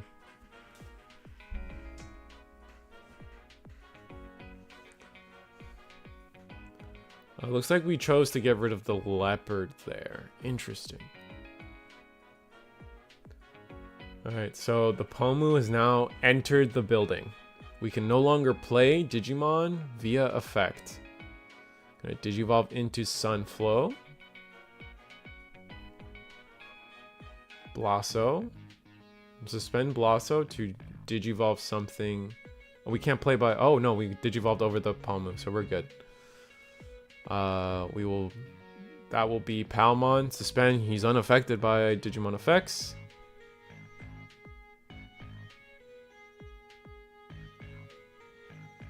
So we need like a good old flower cannon, man. Actually, no, the flower cannon wouldn't work because they're all blocker. That's funny. All right, so we're gonna go into Agitar. Looks like that's the plan here. Yeah, Agitar will hit the board.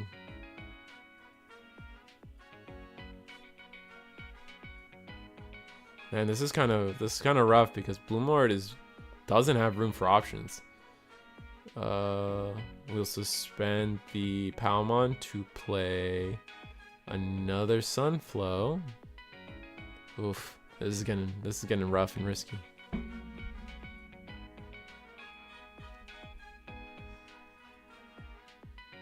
So where do you, I mean, can you just go for security? You can alliance 2 checks, right? But you got to be worried about Jesmon GX. And I don't think 14k is big enough, right? We do have blocker at least.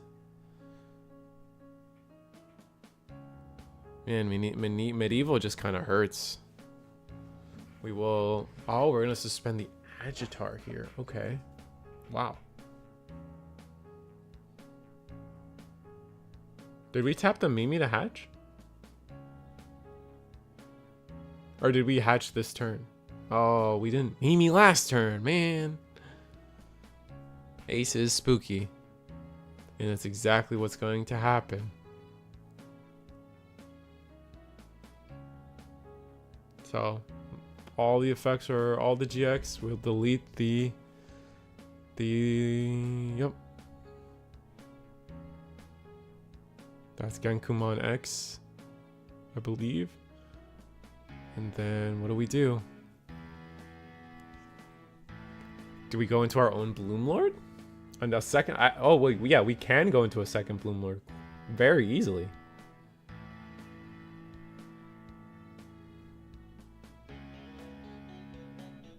But instead, oh, we're gonna, scramble.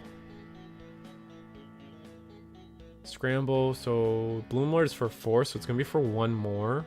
Yep. Bloom Lord effect. We're gonna 1, 2, 3, 4, 5 memory. Jesus. Or 4? Is it every other Digimon? Okay. Or it has to be plants. Something like that. Agitar, I believe, gives us an extra memory here. So we're back at 3 memory. We're gonna attack at security at plus 2 checks and plus 4 KDP. Where's the unsuspend? Oh, we're taking the attack back.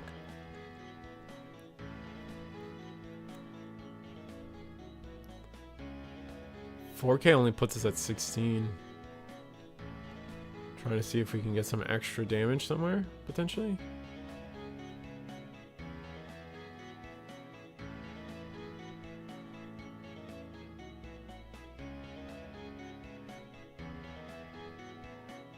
Alright, yeah, Bloom Lord will attack. That is 16K. 3 checks. Is it not 3 checks? Am I missing something?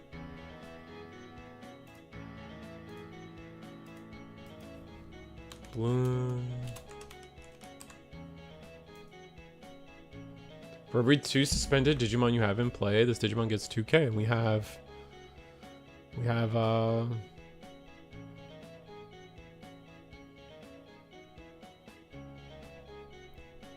1, 2, 3, 4, 5. So it should have been 3 checks, right? Did we do the 3 checks? Yeah. Oh, now the Sistermon's in trash? I think we did do the 3 checks. Alright, so now, again, 3 checks at security. Let's do the last check. I think we're thinking that maybe we can block the next one. It should have been 3 checks. Yeah. So did we not, while I was looking it up, shouldn't, yeah. Blah. Oh, you fixed the Ludion, thank you.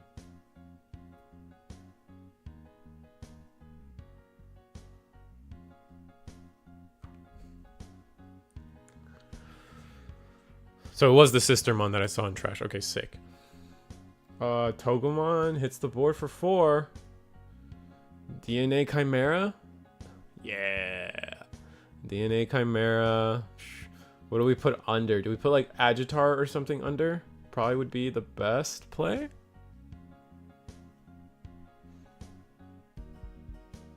Omni X over Medieval. Could do that. Although we have blockers on the other side. Right? I think the GX is a blocker himself. There's a lot of keyword soup nowadays. Oh, he's not a blocker? Jesus. Alright, Chimera for game. Valder Arm, yeah.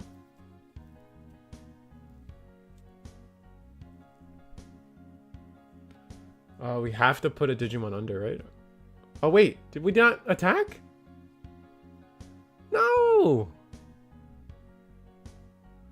Oh, we threw. Did we think... Oh, did we think that GX... Are we just assuming GX had blocker?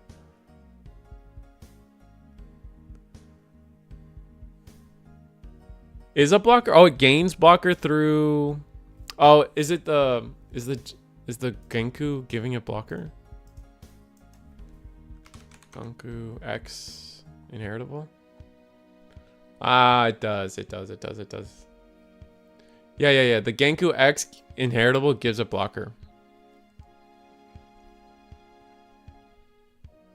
All of your... It's inheritable opponents and all of your Digimon have reboot blocker. That's crazy.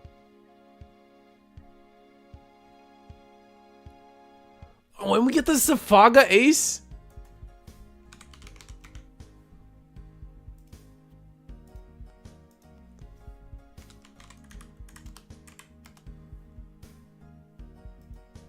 Check the screen on the right. Yeah.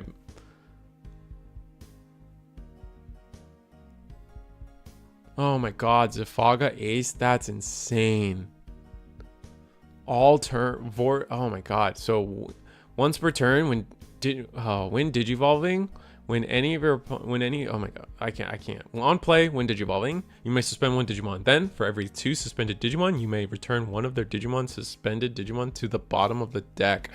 Oh my god. That's so gross. I did not think of this as a Bloom Lord card. Why have I not thought about that?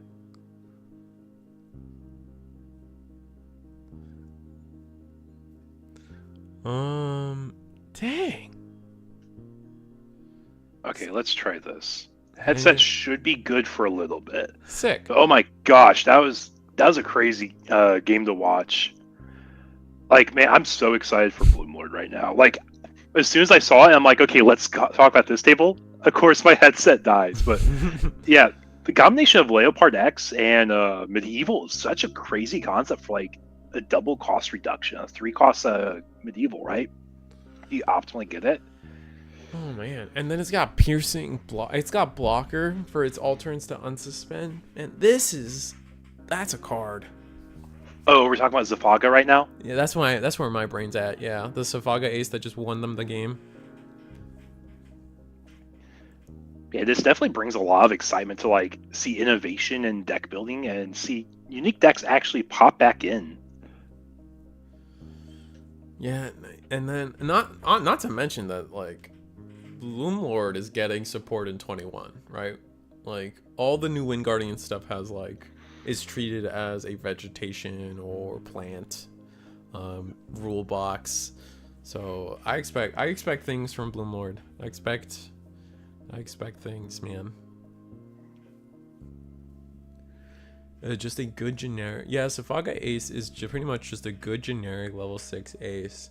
But the fact that it goes on top of Medieval is so strong. So strong. Because it's so much harder to get rid of a level 6 than it is a level 5. So I'm thinking about right now, like, we complain about Mirage is an issue of a deck because it's just like a blue pile of cards. It just always gets better, right? Mm-hmm. Is Bloom Lord basically the green version of that? I think it was the first version of that, yeah. It's just like green soup that just absolutely cooks. Yeah, and then the thing that we did to nerf it was instead of hitting Bloom Lord, cough. We hit Blossom after Argo was hit. We hit Blosso. We hit some of the speed engine allowing it to do what it was doing. So maybe we should do the same for normal Mirage and hit something like a level 4 that's gaining us memory when that's ridiculous and too much. I don't know. I think the issue with that is like the deck was good before that card came out. Yeah, and Bloom was good before and after, right? Well, I think Mirage hit a whole an all-time high once that Galgamon hit the board, right? Because now it was letting us get not only in archetype jamming, but again, I say in archetype jamming, but the in archetype thing isn't real in Mirage. Like none of your cards actually care about the archetype except for your tamers, which you were running 3 of by the end of it. And then even some builds just like go down to like a 1 or 2 of for the tamers too. Mm-hmm. So I think it was just a culmination of all like the good generic blue stuff along with that level 4 that just did everything, because it put an extra card in your opponent's hand without a way for them to play around it, right? Because the traditional way was always, oh, you have a level 3, I'm gonna bounce it. Oh, you have a level 4, I'm gonna bounce it. Now you have the 8 cards, I'm gonna go in. So I see Wolf's talking in chat, says, let's just get rid of the main problem instead of everything else around it. And I think that's something that is always in discussion when it comes to like ban list discussion, especially in like a game like Digimon. Because if you think about how the games are designed, let's look at Pokemon, for example. If there's a problem in Pokemon and their design space, they do 2 things. The first thing they do in Pokemon's design is they will make cards that directly counter the problematic deck. So like when Lost Box was rampant, they made Iron Hands EX, a card that's like meant completely to counter it. But it was still so relevant, which came to their second solution to long-term decks that are just problems, is rotation. That's how Pokemon designs around like problematic decks. It's just gonna move away eventually anyway, yeah. Exactly, but now we have all these eternal formats. games like Yu-Gi-Oh! And Digimon and Dragon Ball. So they have to go around the philosophy of like, do we want the deck to exist in a weaker power form, or do we want the deck to be gutted entirely and never touched again? And Bandai is very much in the philosophy of we want to try keeping the decks alive where we don't gut them entirely, but we just weaken them so they're like playable to some extent still. And I think that's the design I think is like the philosophy I really like when it comes to ban list stuff. You want to keep the good cards strong, right? Like that is something they value in when they target a ban list. They definitely want to limit the gasoline on a deck versus, you know, like, oh, this card was too strong. Like the card was made strong for a reason, but we just don't want it to be abused, right? We don't want the card to be abused, but we want it to be strong. We want it to be a powerful card. Mirage is as strong as they intend it to be. They just, you know, over time, the cards around it allowed us to get into Mirage and abuse it so much more. That is true. That is true. I wouldn't call Bloom green soup though, as it requires Digimon with specific traits, while Mirage can fit into almost any blue deck if you want. I think it was more on the idea of just like the memory shenanigans along with just like the you can tech in what you want. Yeah. There's such a wide range of what you can do with green and Bloom as an engine. Like you see here, we're adding Leopard, we're adding the Medieval Zafaga, yeah. So I guess it's more of like a Nume build, where it's not like a soup build, but you have a really good engine you can splash in your top in because of how you can design things to be. Bloom Lord already taking a. Yeah, I was just gonna say taking advantage of that Sunflower effect and all our cost Evo reduction effects, so we can go to Bloom Lord for 2, get the 2 memory back from Bloom's own effects though. But we technically went memory plus because we have all the other reductions alongside it. Another. Wow. Okay. You know what? That's fair. This is a scary board. That's fair. I mean, we still kind of lose to GX maybe, but that's fair. I mean, you can bottom deck the Jesmon X before the GX comes up. Are we immune for some reason? No, right? Yeah, strip all the sources. Yeah, you're right. Now, whose trash gets reset? Oh, you definitely do Jesmon's trash. They actually. I guess they do. Yeah, they actually use it. That is true. That is true. Yeah, but we're going to go ahead and take our comfortable 3 swings, because whenever we spend a token... do we care about the zone the token ends up for Paladin's effect? I actually don't remember how Paladin's worded. Paladin I know for Mirage you care. I'm not actually sure. I think it's I feel like it's as long as you have a target, you unsuspend. So as long as the effect has a legal target to activate upon. Okay, so we don't care about the final destination of the card. I'm checking. Yeah, it's a good knowledge check here.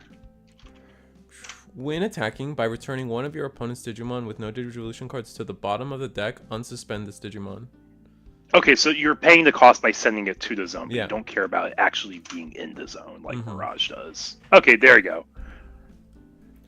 I'm gonna go. Yes, exactly, chat. Thank you, chat. Thank you.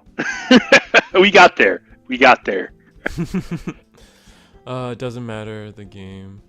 Give a card game player a broken card, and they will find a way to make it relevant. I mean, that's fine. I don't think, and I still don't think that Mirage is that insane of a card. I think the deck around it, even now, you can see like Mirage is kind of being whittled away in the format, but I would say to Eagle's point earlier about how Pokemon does things, I'm not a fan of the example of like introducing a problem and then attempting to sell the problem after, or the solution after. You know what I mean? Yeah, or at least like a super hard like solution, right? Like I don't mind soft solutions, things that naturally will play against it, because I think that's always fair. And our response to this board is to hit Jesmon GX, just hard slam it, get rid of the Paladin, and go to 3. we're paying 9. I mean 3 memory. Yeah. Right? Because you overflow 3 on a 5, 4 on a 6, so 5 on a 7. Yeah. Mm-hmm. Paying 4, it's fair. We can activate Mimi, get a second body on board, but it is the unfortunate thing is we just digivolved into a Pomumon.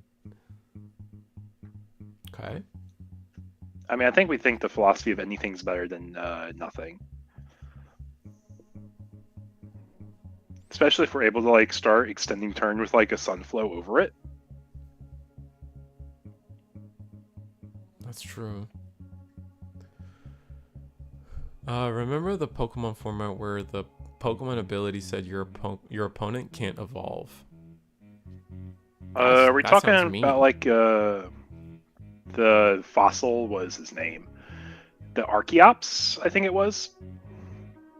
That got like emergency banned and expanded because you get that on turn 1 if I remember correctly.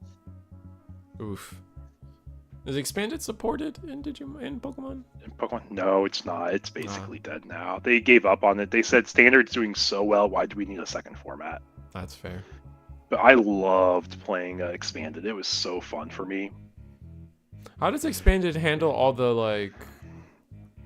Because you have all the professor cards, right? They're all named differently, but they all have the same effect. Are you just allowed to run 50 professor cards? No, for Pokemon, they were smart and decided moving forward they're going to evergreen every single version of it by calling it Professor's Research, and then they sub-archetype it with the name of the professor. Oh, but like it used to be Professor Sycamore, I just know Sycamore is like one of the old ones. You had the lady professor that you would also use. Mm-hmm. But basically, they said you can only run 4 copies of it. They basically choice banned it. Pair banned it, so you can only run 1 of the draw 4 cards. Got it. And then they reactively just called it Professor's Research going forward. Yeah, so you can run any of the Professor Researches moving forward. I run the Celebrations Professor Oak one because I'm a Gen 1 simp. Same. But anyway, so we're looking at this board state. We have Grand Galemon and Sunflower. Sunflower, we're debating what we want to play out, and that's typically going to be another Sunflower, but I don't think we did that. We just suspended it, right? Yeah, we didn't. We did, yeah. We didn't. Is Safaka a 6 or a 7? It's a 6. Oh, I thought it was a 7. Nah, he's a 6. It's kind of sick. Yeah, the trick is he has the rule box text to go on top of any Vortex Warrior. Play cost 11 or higher, I believe. That's why he was able to achieve the medieval ace. Yeah. Okay. That makes so much more sense now, because I was trying to assess like what happened the last turn or the last game and how we got that. And that's gonna get rid of our GX. That's crazy.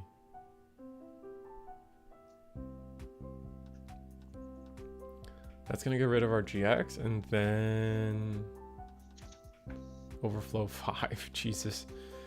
We can attack. Using an ace to get rid of an ace to get rid of an ace. I mean, that's how it's been going, man. Just as John Van Dyne intended, right? Yep. Hidden potential into what? A level 5, okay. Oh, okay.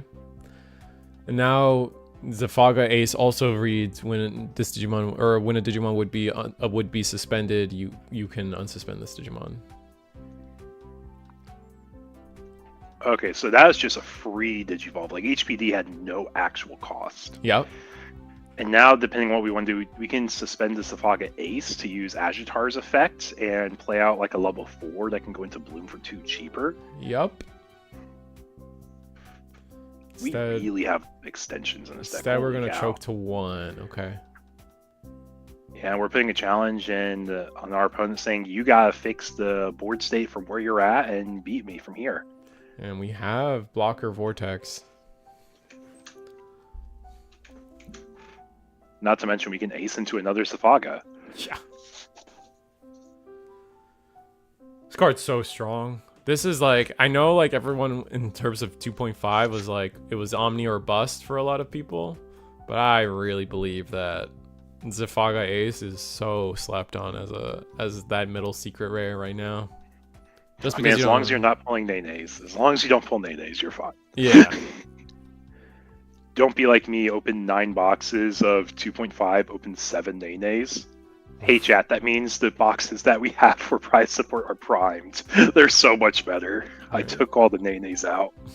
Okay, come on, did you evolve too? We're just going back and forth, answering each other's aces.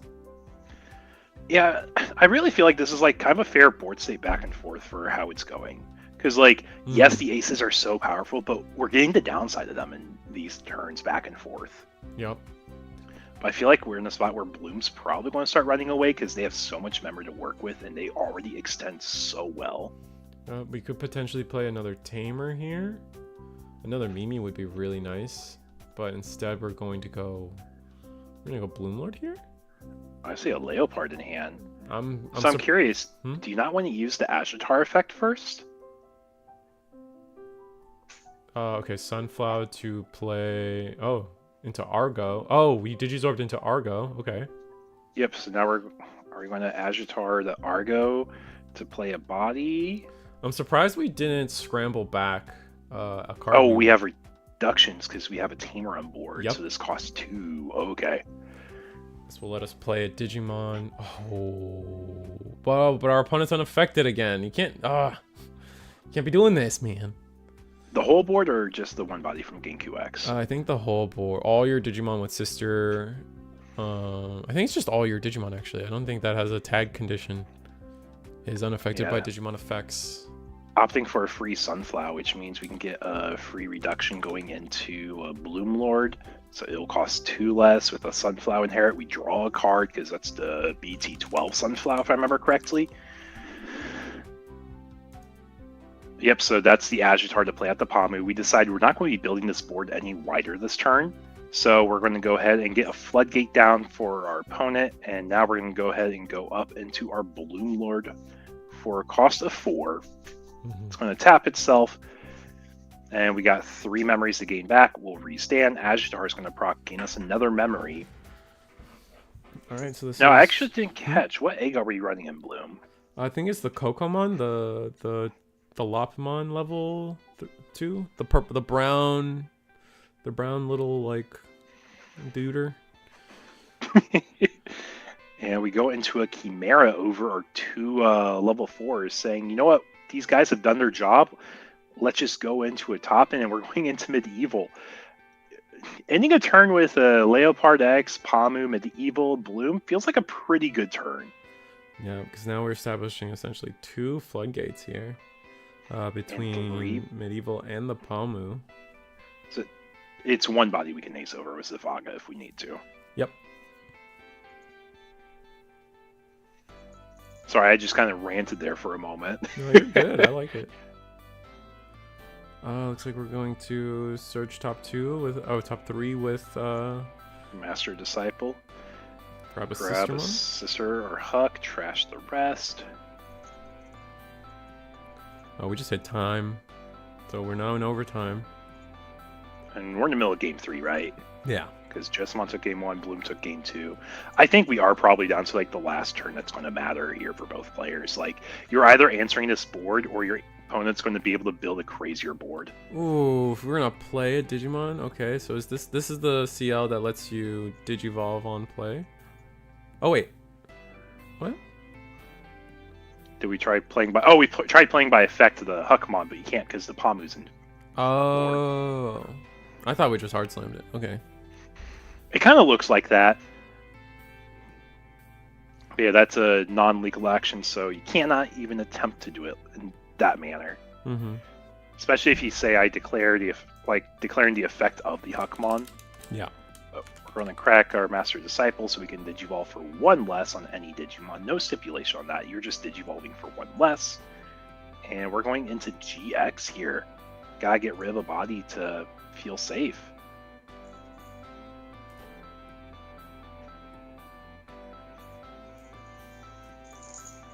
And we said Medieval's the scariest body. Let's go ahead and get rid of it.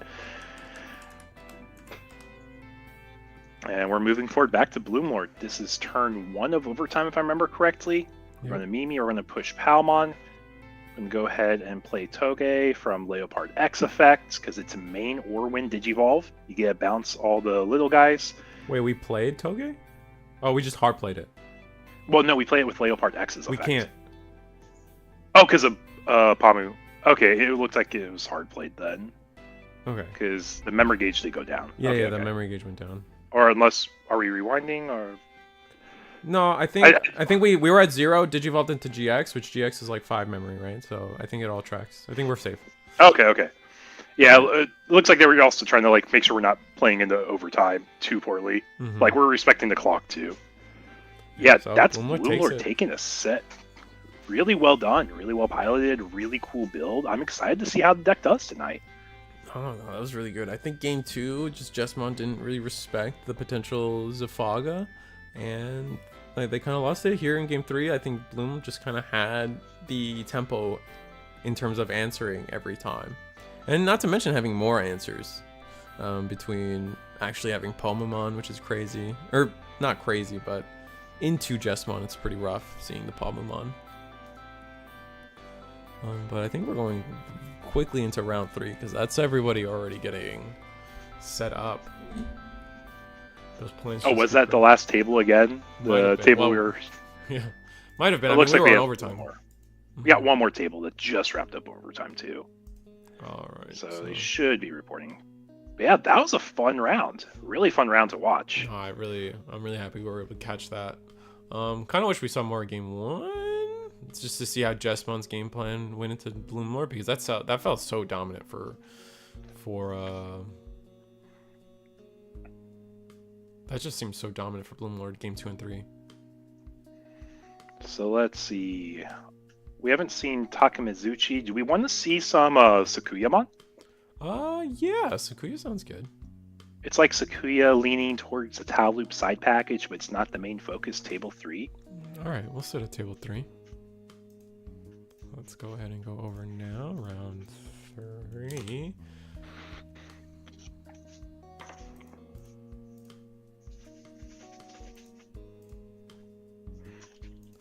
In the background, my cats are absolutely loving this bubble wrap I have. Because I just got a new batch of it for packing boxes with it. Just jumping all over. Yeah, jumping up and down, jumping in and out of the boxes I have in the office right now. They're having a great time. It's the best cat toys you can buy a cat is non-intentional cat toys, man. 100%. Alright, got Marshmallow Ruffian versus Nice. Marshmallow Ruffian, I believe, streams this tournament every week, so catch him on Twitch if you guys want to see what's it called? The actual banter between the two players, any kind of conversation or specifics in there, what they're doing, what they're talking to each other about. So I'm gonna just join him for the rest of the tournament, honestly. Yeah, exactly. And yes, you did hear right. It is a Sakuya deck. Sakuya with the Tau Loop package. So you aren't saying it's pure Sakuya, but you're not saying it's pure Tau Loop, but it's definitely leaning heavier on pure Sakuya. That's exciting.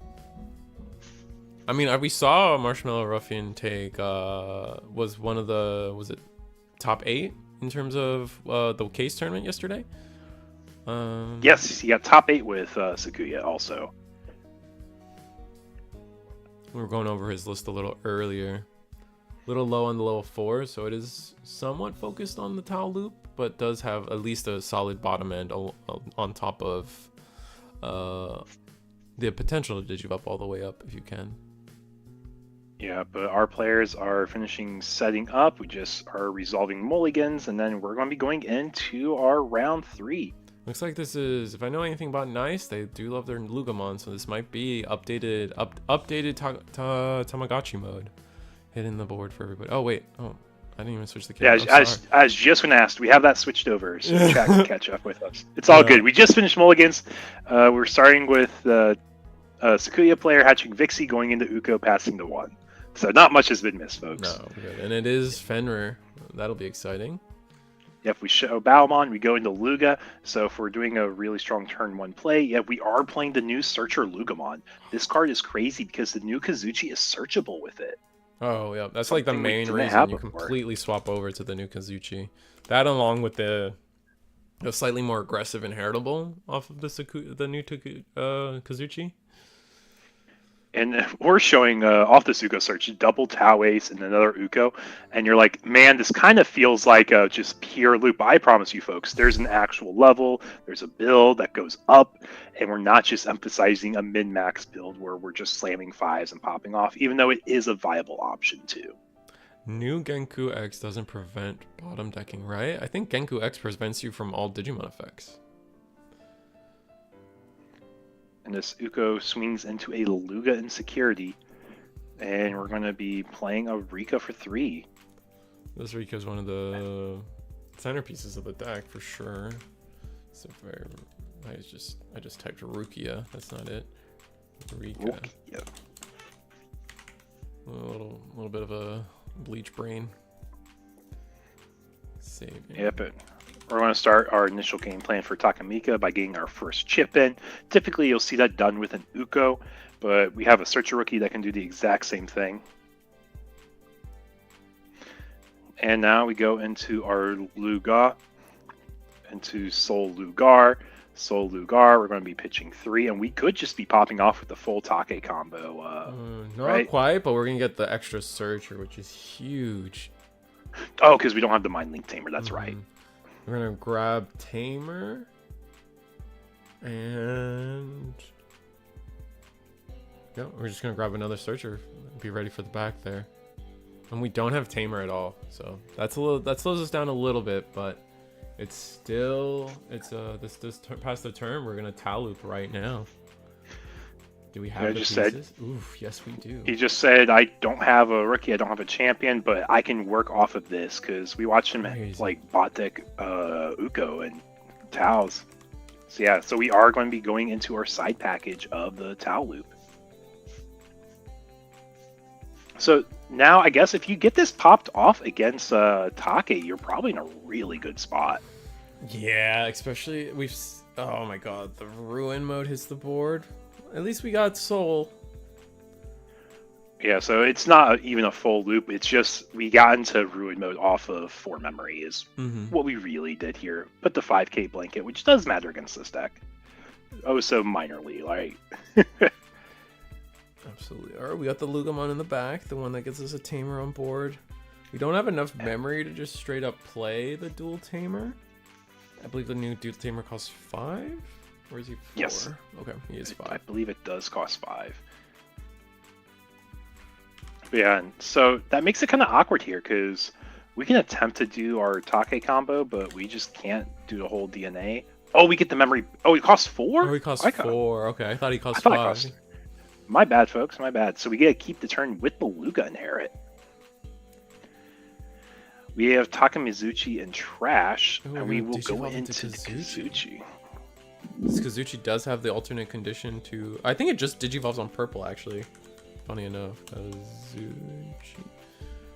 Yeah, it does just Digivolve on purple for 4, but also does Digivolve on... I want to say it does Digivolve on Secret Trait Digimon 4-3. Yeah, it does. So, on the screen now, when Digivolving, suspend one of your opponent's Digimon or Tamers. Then one of their Digimon or Tamers can't unsuspend until the end of their turn. All turns, when Tamer cards are placed in this Digimon's Digivolution cards, activate this Digimon's when Digivolving effect. Then one of your Digimon may attack your opponent's Digimon. That was a mouthful, but at the end of the day, I don't think we can attack. We can afford to attack into the Ruin mode here. The Rika and the Ruin mode will stay suspended due to the Kazuchi's effect. Now, what's funny here is if actually we hard play, if we pass the turn and we keep our Kazuchi on board, there's a world where we just hard play our Fenrir Lugamon and go full combo. That is true. We normally slam the Kazuchi, but in this format, we're going to be slamming the Fenris. It looks like we have to hard play Renamon, which is going to let us get the Renamon line along with... Or Renamon line outside of the rookie, because Bandai decides that searching rookies searching rookies is sometimes too good and sometimes not too good. I don't know. Do we have any examples where you can search rookie with rookie? Huckmon, Lugamon. There's a lot. Okay. Okay. You've already proven a point. You've proven the point. It does exist. We have power crept, folks. There's a little bit of power creep sometimes. Biomon's insane. Like the birds Biomon, discard a card, get any red card. Red vaccine card, I think is what it is, right? All the Liberator ones. Thank you, guys. All right. Oh man. Okay, so we are seeing rookies being able to recur themselves. Interesting. Mm-hmm.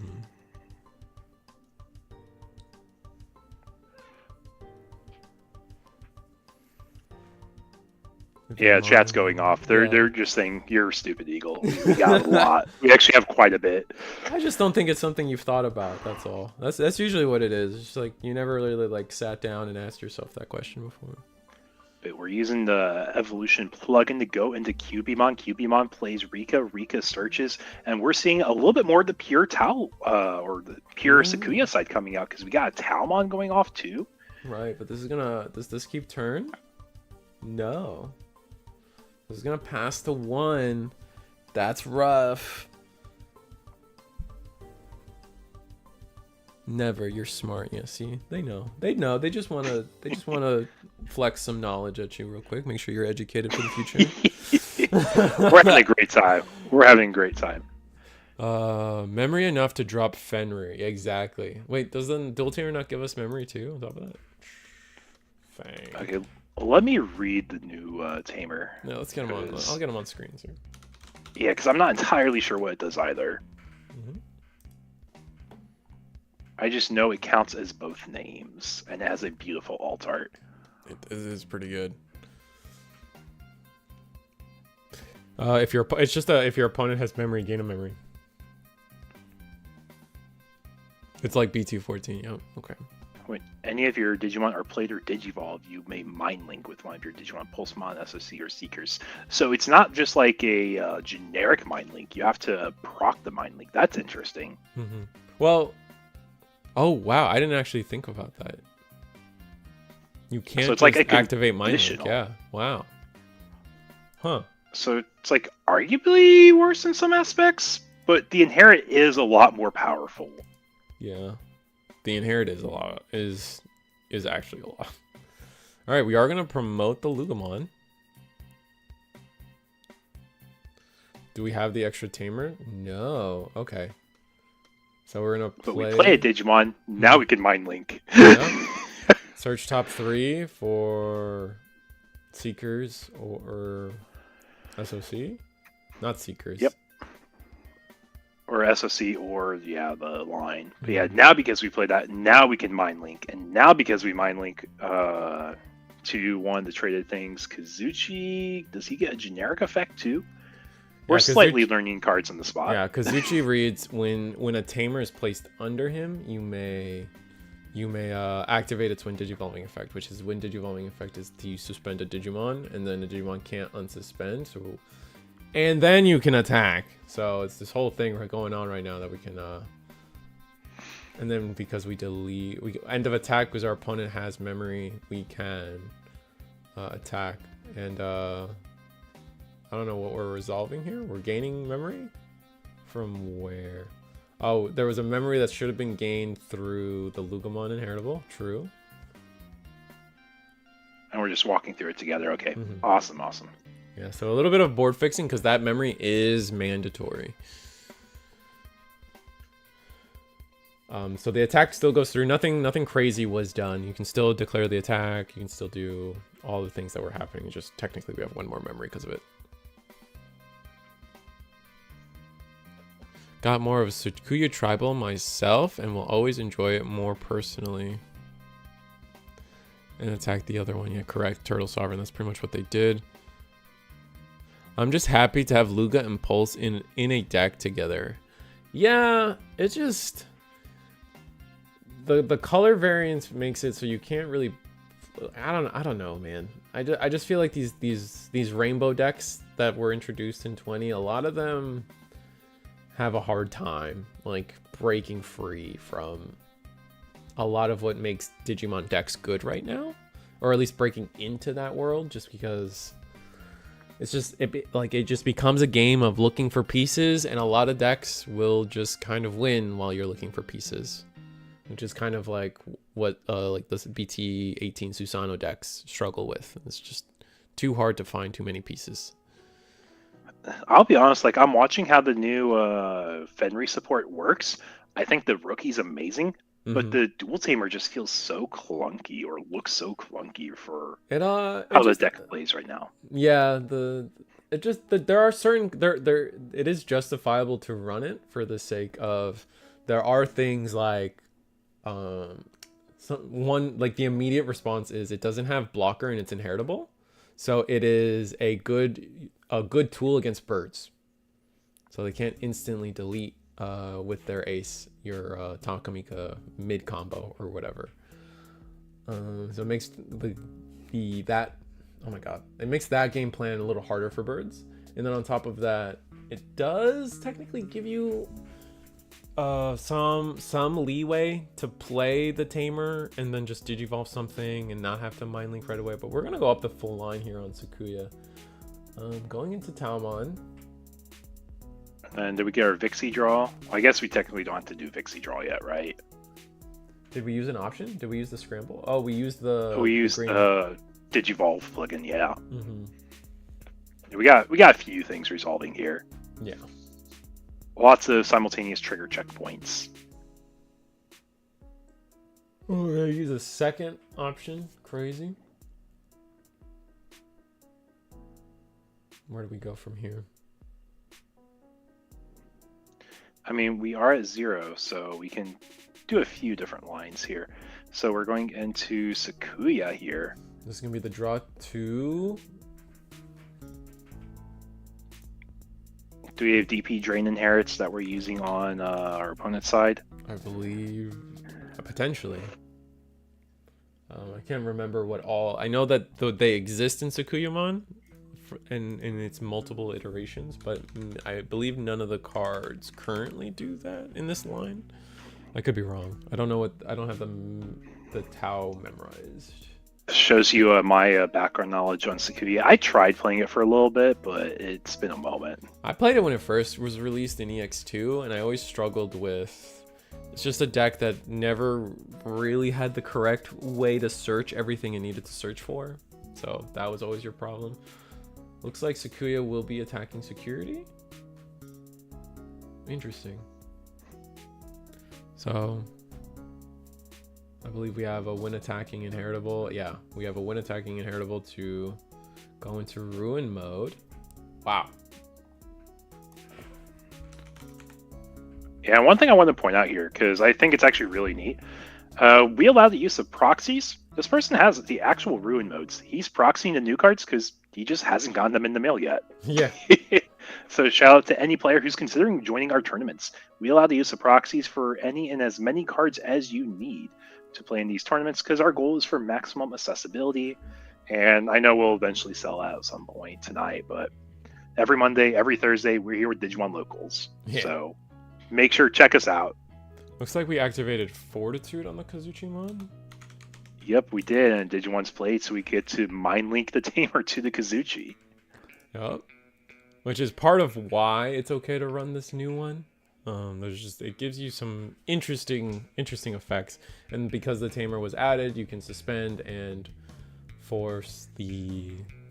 You can do the suspend one of your opponent's Digimon tamers. One of their Digimon tamers can't unsuspend until the end of their turn, but it just kind of fizzles here. It's actually kind of interesting. I guess with the Fortitude and the Dual Tamer, you can attach it on your opponent's turn. You get a lot of things. Mm-hmm. All right, so Analog Youth hits. We are under -10, which is rough. If we could just find the. We're still in a position where if we find the Fenrir Lugamon, we can do some stuff. Though it would put us under -15, which would be really rough. Yeah, not something we want to do if we don't have to. Yeah.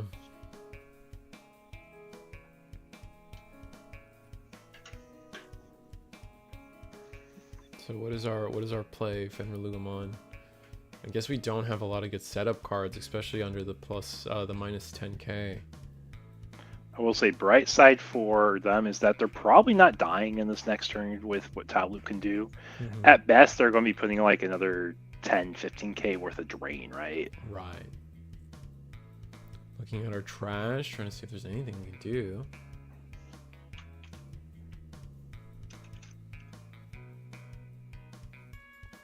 Just gonna Digivolve in the back, see if we can find something. Might be a good time to play a 3-cost Tamer. Or if we play a Seekers, a Digimon, we could Mind Link and then activate the Kazuchi for stalling the Ruin mode one more turn.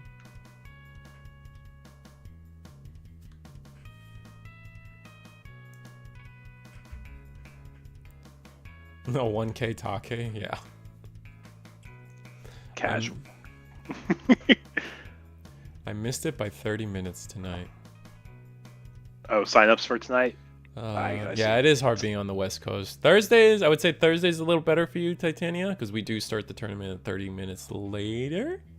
But that's just speaking on time schedule, not your life schedule.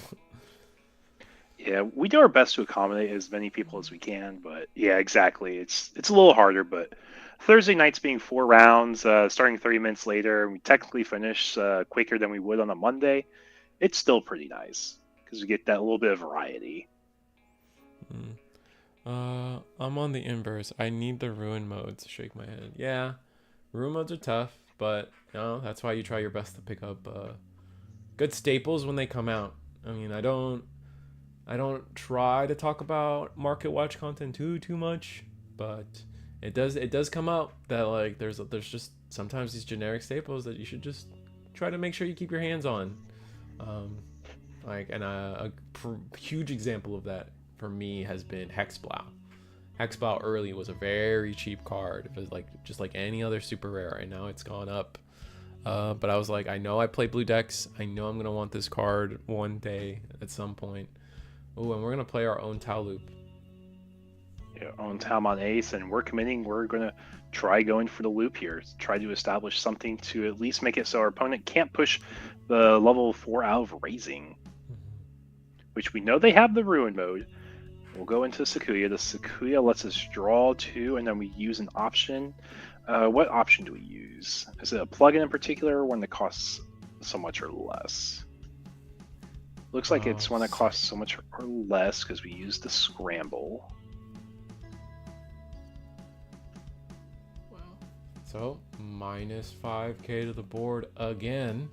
But this Lugamon in the back is 6k, so we can promote if necessary. This is still game 1. Just in case anyone was keeping track. Yeah, for all 77 folks watching right now, we are game 1, round 3. Watching Sakuya, Tau Loop. I'm not sure what you want to call it because it is more Sakuya oriented, but it does have the Tau Loop package. I think at this point we've seen that the main goal and the main strategy is still to do all the option tricks up into Ruin mode itself. So it's still fair to call it Tau Loop, but Tau Loop does consist of an umbrella of a few different builds right now, considering red base, blue base, and now a more traditional Sakuyamon line. If we were seeing more like maid modes and Sakuyamon, then I would probably remove it from the Tau Loop moniker. That's fair. That's fair. I think that's a very good assessment of it. What Digimon is that on Tau Loop? That's a suspended Ruin. They're both Ruin. Yeah, that's the Altar Ruin. Thank you, Johnny Soplate and Steven. Oh, unless you're talking about Rika. That's Rika. Tamers aren't Digimon unless they're the Tamers that are Digimon. Right? Unless the game says otherwise. Tamers are not Digimon.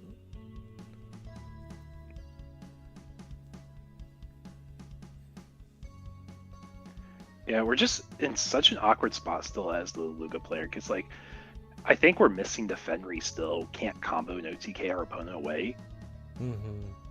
Because we haven't touched any of their security. Meanwhile, Tau Loop has at least touched our security a little bit. Yeah, Definitely a little bit of a slow play there. I know it's a complicated board state, but taking that long to promote is a little, I don't know, man. Normalized chess clocks. There's like a whole kerfuffle about that right now with the One Piece community. It's kind of funny. We're gonna hard play the Lugamon here. Gain 1 memory, or the Lugarmon. On play, discard a card, draw a card. What did we discard? Discarded Tyrannomon, and we picked up the Soul Lugar. Because we played body, we could bind Link the Tamer if we want, as long as it's an SOC trait. Yeah. Has to be SOC trait though. Yep.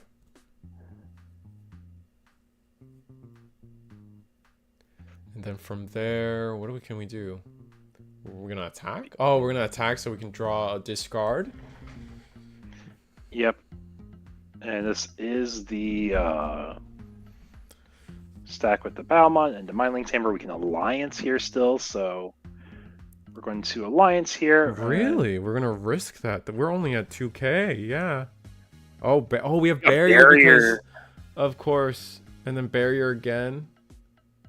We're filling up our trash. That's what we're doing. Are we going to play Jack Raid? Everyone's favorite card. Everyone's favorite card. Okay, so that is a new playline that is enabled from the new Dual Tamer. Yep. And we see the Luga, we see the Take. We are going up. We're going to combo off. Going to gain a memory from our Herrit. And Balmont effect going to Fenry. Yep, and then we have to play something off of the Fenry here. Do we have a Fenry or a Kazuchi? We have Kazuchi. Okay, cool. Which lets us go into Takamika. We're going to go into the not expensive one. Bro, you spent the money.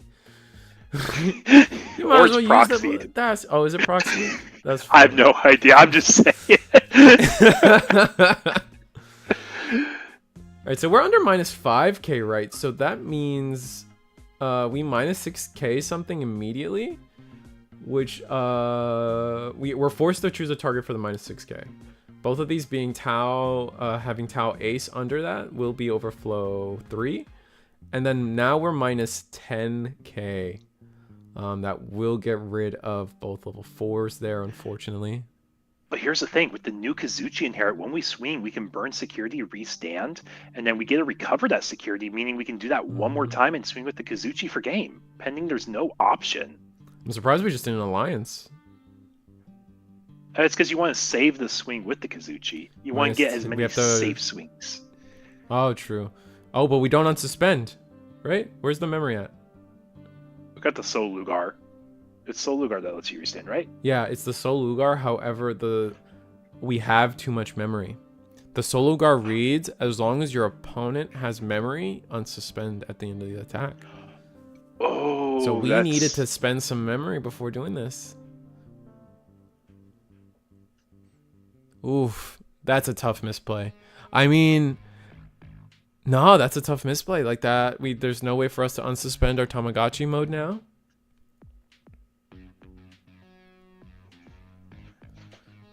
There's no way for us to... Oof.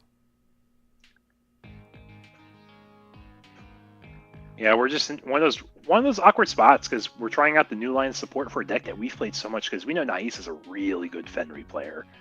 But we're just looking at the Kazuchi line. It feels a little awkward for some of the stuff we're stuck with right now. Mm-hmm. I'm not saying bad player or bad card at all. It's just... It's making you think in a very different way than from what you're used to doing. Yeah.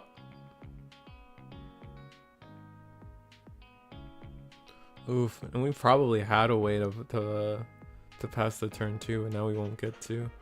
Analog, yeah, see, we had the analog youth. That's so rough.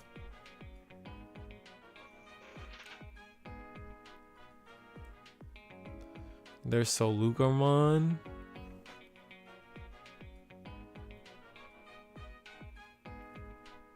Looks like we're playing the new Hellugar as well, unless that's an alt art that I'm not too familiar with right now. I know that we just got the ones from Nationals, but yeah, Nationals had the alt art Solugars. I don't know, yeah, but I don't know if that's what that one was. Oof. That's rough. We're just going to pass the 3. Man, we didn't have a better... And we... Gain 2 memory. It's still our turn. I love that. Just pass, yep.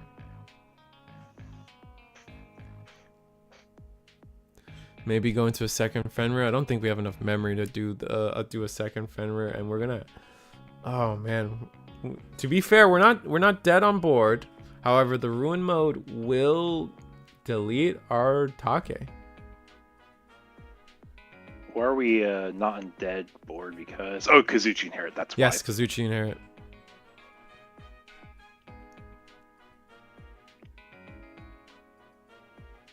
Definitely makes it a little awkward, but I think there's probably a good enough chance we can just pop off on this turn still. Probably.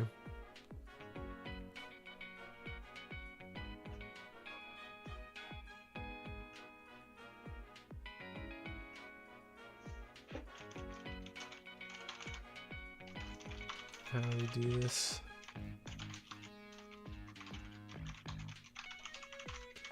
Alright. Ruin mode attacks.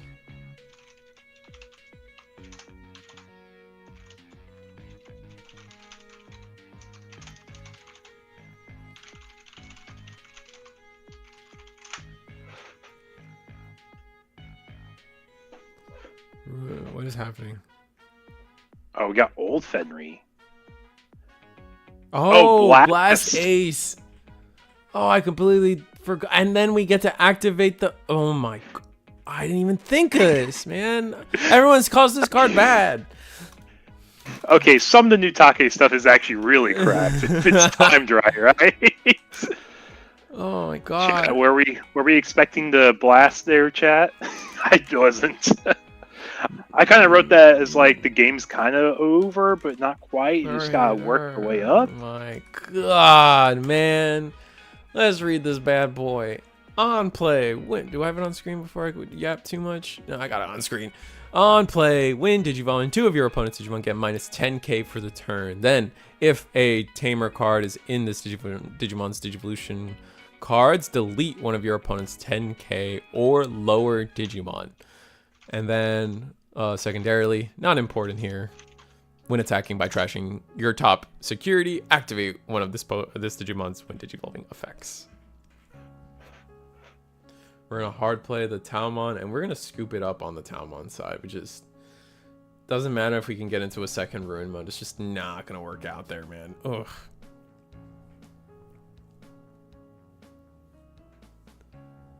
That was a board state, and I was telling you guys, you gotta play at least one. You gotta put your opponent on being scared of it.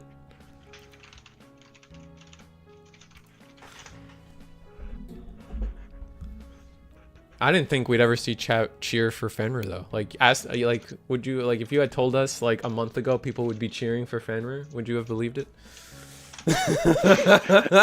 Yeah, that is true. I mean, this is also like just an exciting time to actually see these decks for once, just because like they're pretty fresh. We're seeing new stuff coming out. Yeah, exactly. Yeah, Sword Dog coming out was pretty exciting. Oh my god, that was sick. Yeah, we're never able to get like a full combo off on the Sakuya Talup side. We're able to get like a good start. We're able to get like a good 10k drain, but nothing that was like egregious.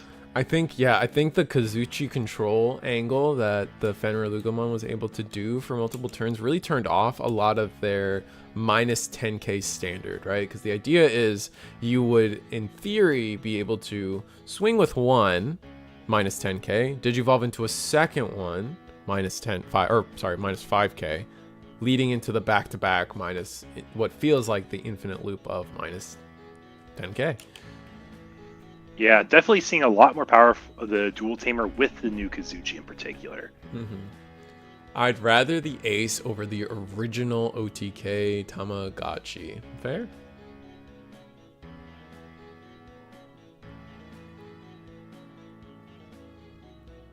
And both players are kind of respecting the clock. We said we're going to go and get started. You can go ahead and start your first turn while I'm shuffling up to get us going. And we saw Renamon in the back, Renamon search, Renamon grabbed the Sakuya, I believe it was there. And now we're going to go ahead and start out our turn going second as Take. I'm going to draw a card and hatch here. I will say this is a lot more interactive build of Takemika, which is the part that makes it more exciting here. Mm-hmm. Ooh, Cool Boy, which with no Digimon and no rookie yet, but probably just trying to find the better rookie. Get some good I hope we're there. looking for a better quality one. Because if we have the BT-14 Luga that can eat up an AG from trash, pretty solid spot, but we don't even have that. We were just playing a Tamer and passing turn. First check is another analog. Are we finding a rookie here? No. Level 5 at least. Yeah, and we went 3 deeper, so the nice thing about searchers, especially when they're on your opponent's turn, if you still don't have found what you're looking for, at least you're 3 cards deeper into trying to find. So that like the probability of this top card here on the draw being what we need might be everything we need. And we're gonna full combo here into Ruin already. No, just a yellow memory boost. Now, realizing we don't need to use Ruin mode here. It's a good tempo play to just grab Ruin mode and move on. Yeah, we're making the read that our opponent has no rookie. We're not scared. We can extend a little bit more. Mm-hmm. And we're gonna get the token.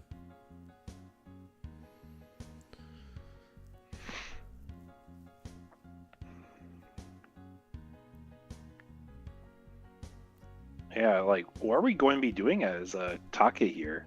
I guess we can slam the Kazuchi, Mind Link, and do a little bit of stunning action, but that feels bad. Yeah, I mean, if we don't have the rookie, it's just cooked either way. So I guess we'll see.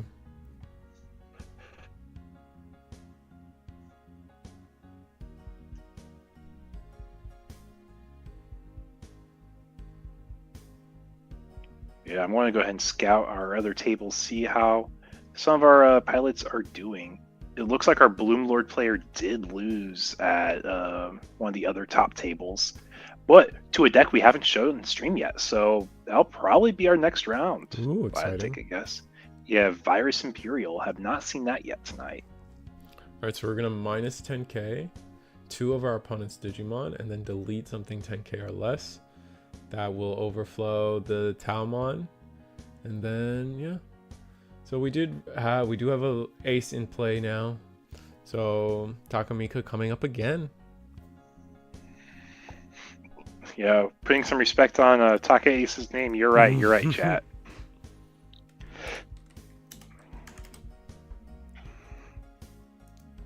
But I will say, I think the Talmon player is in a pretty good spot. Okay, as we're seeing on the memory boost, we got Rika now. We got, hopefully we have, because we just got the plugin, if we got the Talmon, we can just absolutely keep going.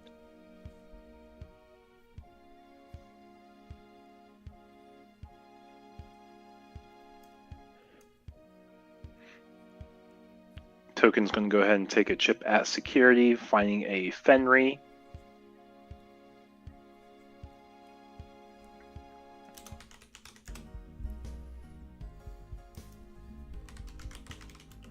And I think we're just trying to map out our turn because we know once we commit, we have to have our lines going to be as efficient as possible. Mm-hmm. But also, we just know the memory is going to end up on our opponent's side, and we're asking how much we can really give.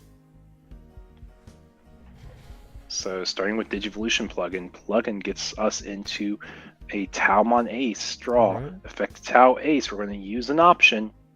Got a Digivolution plugin, we're going to draw again and Digivolve into a Sakuya here. But this won't get rid of the Fenrilugamon. Are we scared of the Fenry? The Takemika can reactivate its when Digivolving. We don't need a tamer to activate that condition, I believe. Oh, it's just by trashing top security. I see. Mm-hmm.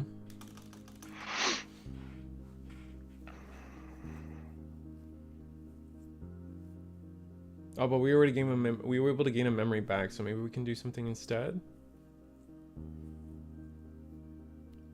Do we have a way to play the Talmon Ace from underneath our Sakuya? No. Or are we just... Not in this build, right? Because we need the blue. We would need the blue to go... Kaiser Nail? Yeah, Kazuha or a blue source for Kaiser Nail. You're right. I don't think we have a way to pull it out. I think it's literally like I said, it's a little bit more on the pure Sakuya side. All right. When attacking, Soul Lugar, no big deal. And then just raw Digivolve into Ruin mode. Oh no, Valderarm. Let's pull up Valderarm for chat here, just in case we don't know what it does. But if I remember correctly, it turns off on plays to some extent. Does yeah, so look at it. That's exactly what it does. When Digivolving. Yep. For when Digivolving for each of this Digimon's level 6 Digimon Digivolution cards, suspend one of your opponent's Digimon and or tamers and gain 1 memory. Then none of their Digimon or tamers can activate on play or unsuspend. So the Takamika cannot unsuspend now. Which is like kind of a minor issue at the end of the day, because we can just DNA and make a brand new stack if we see the full lineup. Oh, thank you, Digital Monster Deals, for another 5 gifted subs. That's crazy. We still need to have that conversation. I haven't forgotten. I've just been lazy, honestly. I'll be real.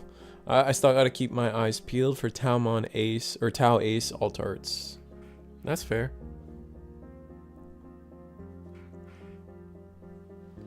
Alright, we're gonna hard play the Kazuchi, which will in turn trigger our AG, our Cracker Fang and Hacker Judge, which we will leave the Valderarm suspended and cannot unsuspend. This is a lot of memory to give the Talut player, though. No, yeah, still no rookie. Oh, Jesus. And we're going to go ahead and redeem our scramble to get a Sakuya back in the hand. We'll push out our level 3. Go into the Rena X. We're going to buy back our Digivolution plugin. Then we're going into QB for 2. We have so much memory to work with here. Yeah. I think this could just be game on the spot. Get a double hit because it's got a plugin and a Sakuya line. Yep. And if we use the pause plugin on the Kazuchi, we can't be blasted, right? No, we can, because it'll DNA to be a new body. Right, because it's an effect of the card that lets you Digivolve, not the Digimon on board. Yeah, I was just saying, like, the fact that we turn off our when Digivolve, opponents when Digivolving effects, but it's not relevant because it becomes a new body and no longer has the effect lingering.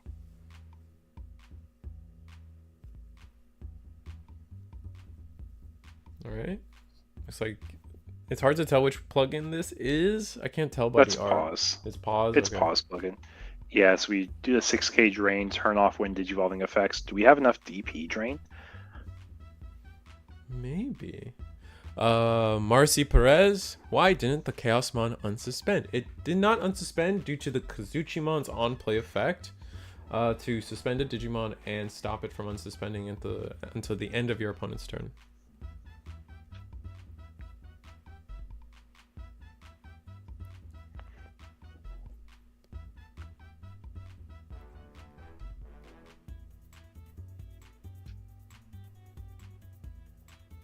And we're going to buy back that pause plugin. Are we going double pause plugin this turn? We might. That's Sakuya X here. Another card I have to read because I have not read the Sakuya X yet. I just know it was a card I have pulled, said ha, and then put it aside. Like, huh. In all honesty. That's pretty. Next. When Digivolving, each Sakuyamon or X anybody's in this Digimon Digivolution cards, play 1 Uka no Mitama. Uka no Mitama.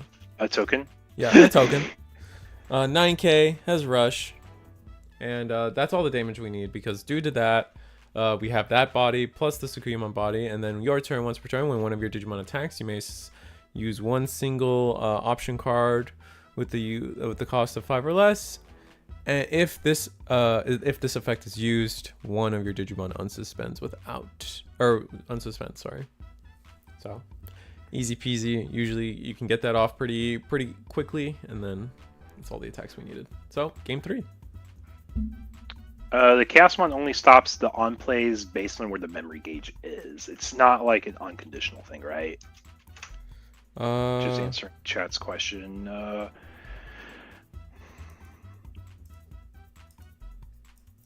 think it's. Oh, you know what? I think it's a special interaction with Kazuchi in particular because.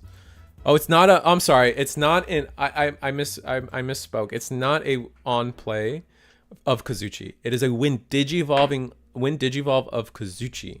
But Kazuchi also has an all turns ability that says when a tamer is placed under, activate the when digivolving.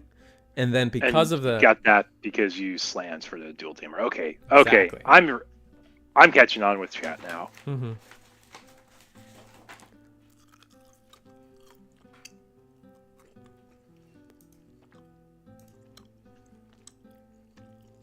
It's a lot of new cards. Ooh, no rookie again? That sucks.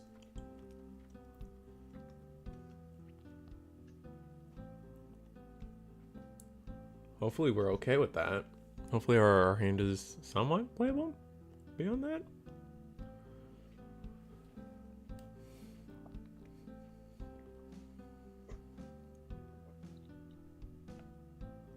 We can't grab that with Uko. Oh wait, no, it's from Rena. I'm sorry. Rena, yeah. I saw the Uko and I was thinking for 3 seconds. Yep. QB lets us play Rika. Rika lets us search. We're gonna grab a Rena off of that. Draw for turn.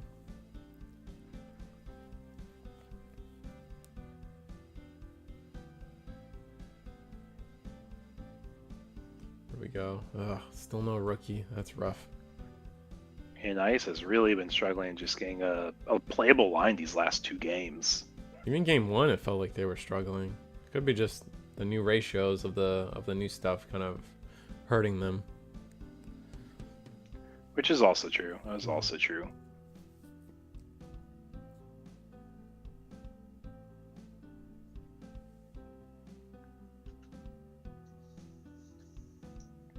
Yeah, slam a level 4 and pray that goes all right for this turn. Don't double ruin mode this turn, and there's a Kazuha finally. Haven't seen any of those yet. Not yet, no, but we will be going into pause plugin. Oh, that just gets rid of the Lugar. Mm-hmm. Then play out the Tau. Tau will continue the loop. Yeah. But kind of like what we talked about, it's not like entirely focused on doing a loop. It's focused on just a little bit more consistency with a little bit more Sakuya focus. Ooh, but this is definitely a loop. This is definitely the loop side package paying off here. So if we have a scramble, we go into our first ruin mode, but we don't even need to do that. Just because like our opponent has nothing on the board, nothing that can really like be abused against us. So yeah, so we're taking advantage of this, going to Sakuya X here. Can she do that? I need to read the black box text on Sakuya. It's Sakuya X. Yeah. Sorry, Sakuya. Oh, level 6. Oh, it's Sakuya in name without X antibody trait. Yeah. Okay. So, how's the Sakuya? Is it just So it says. So are you talking about the Kazuha, black box? How Kazuha has a special name. Yeah, Kazuha counts as having Sakuya in name, and then Sakuyamon X antibody reads when Digivolve level 6 with Sakuyamon in name without the X antibody trait. And chat, that does matter. That is a very particular naming convention there for how it gets checked. And Nice just says, you know what, I can slam Kazuchi, get Kazuchi's effect, and at least slow you down just a little bit now. At the end of my turn, I'm going to go ahead and play this tamer back out. Ugh, it's so rough, man. Unintentional dog pun.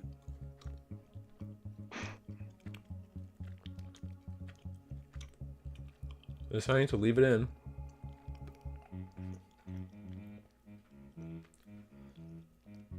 No rookie, man.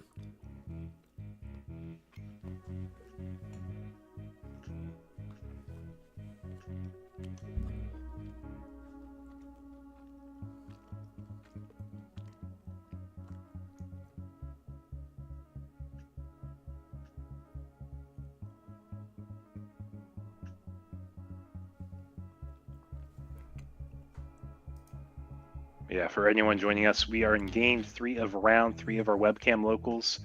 30 people came out tonight, so we're expecting between 4 or 5 rounds, depending on how some down pairs work, because we play until 1 undefeated or the round cap for our webcam locals on Monday nights here at the Eagle's Nest. And we are seeing a Tau Loop with a lot more of a Sakuya engine focus against the new Lugamon deck. Lugamon's kind of struggled these last 2 games. Game 2, no rookie, and just had a lot of non-turns, and this game 3 is kind of similar. Yeah. We got dual tamers, we got Kazuchi. At least it's a 2-card combo that kind of does something. And we're just watching the Tau Loop commence, go on their turn, go into ruin mode, and we're not even passing turn yet, so we can kind of mess around with our turn a little bit more. This will but this play will allow us to suspend the this will allow us to suspend the ruin mode. Yep. And we fortitude. Yeah, made use of having 2 of those tamers. And now it's 0 memory. We potentially can't do everything we want.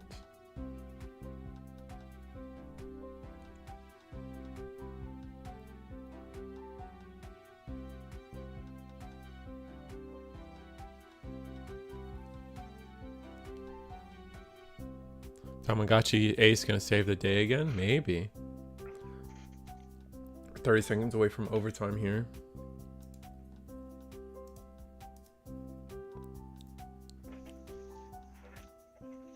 Oh, Venusmon. That's another game ender. And using the new Viximon egg to return that pause plug in the hand. Yep. Now Digimon can't activate when digivolving effects. Our opponent has just not had a chance to even try playing the game in this set. Or in this game. Not at all. We'll be able to do this all with a single Talmon Ace as well. We're in overtime now. Everything has -1 security and can't activate when digivolving effects.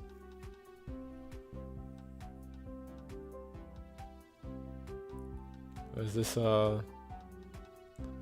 which Takumi Kazuchi is this? This is the... Is it just the alt-art? I think that's the original alt-art? Yeah. Yeah, we can't even use our when attacking effect to burn security and recover. Mm-hmm. I think we're just trying to get the Kazuchi inherit. Makes sense to me.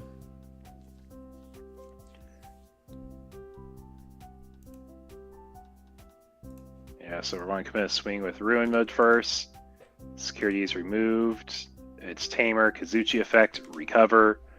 Ruin mode effect. I'm going to go ahead and do a 5k drain, kill your Digimon, recover. Hatch an egg because I got a Tamer in play.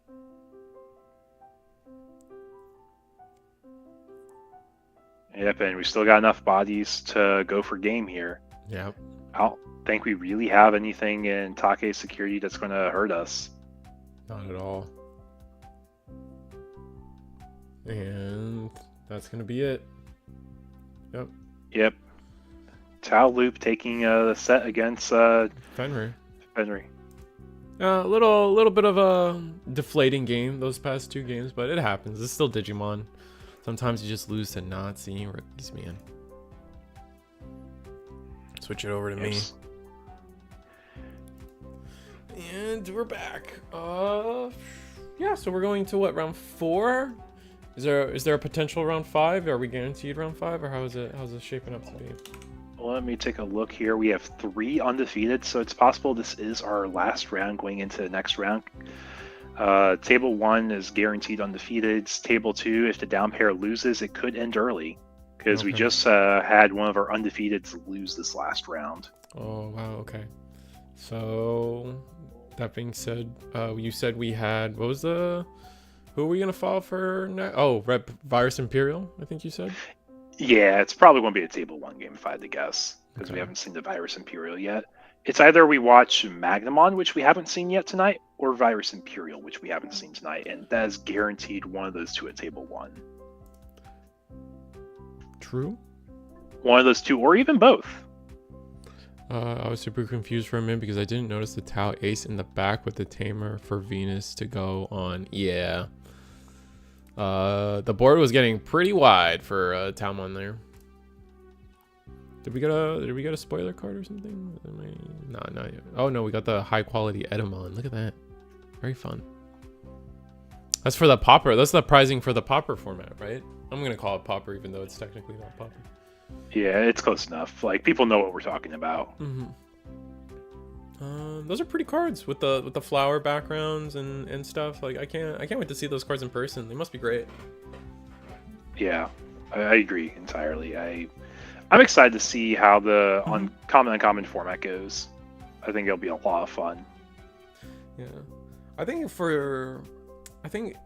it being at a local level thing probably is where things like this might struggle, because let's say you only have time to go to one weekly tournament as a player, right? You're just trying to go and enjoy your weekly tournament. Suddenly you're not allowed to play because you didn't know about whatever fancy rules are being played that day. You know what I mean? There's a little stuff like that concerns me, but I would love to see more of an effort for these kind of events as side events and in-person tournaments and things. Like, I think that's probably a key way to implement things like this, but at a local level I feel like it might be the hardest way to get something like this off the ground for the casual player. Maybe I'm crazy. I could be thinking too deep. I mean, it makes sense because, like, the idea is, like, you want to make it as easy for, like, anyone to come join the event. But if you don't build the deck for the event, you're just probably not going to go because it's commitment to building it. And that's always been the weird thing for, like, my webcam locals. Like, people don't really want to, like, play custom formats where they have to build a brand new or one-time use deck for it. So it really has to stick around for it to be, like, something worthwhile for players. Yeah, that's true.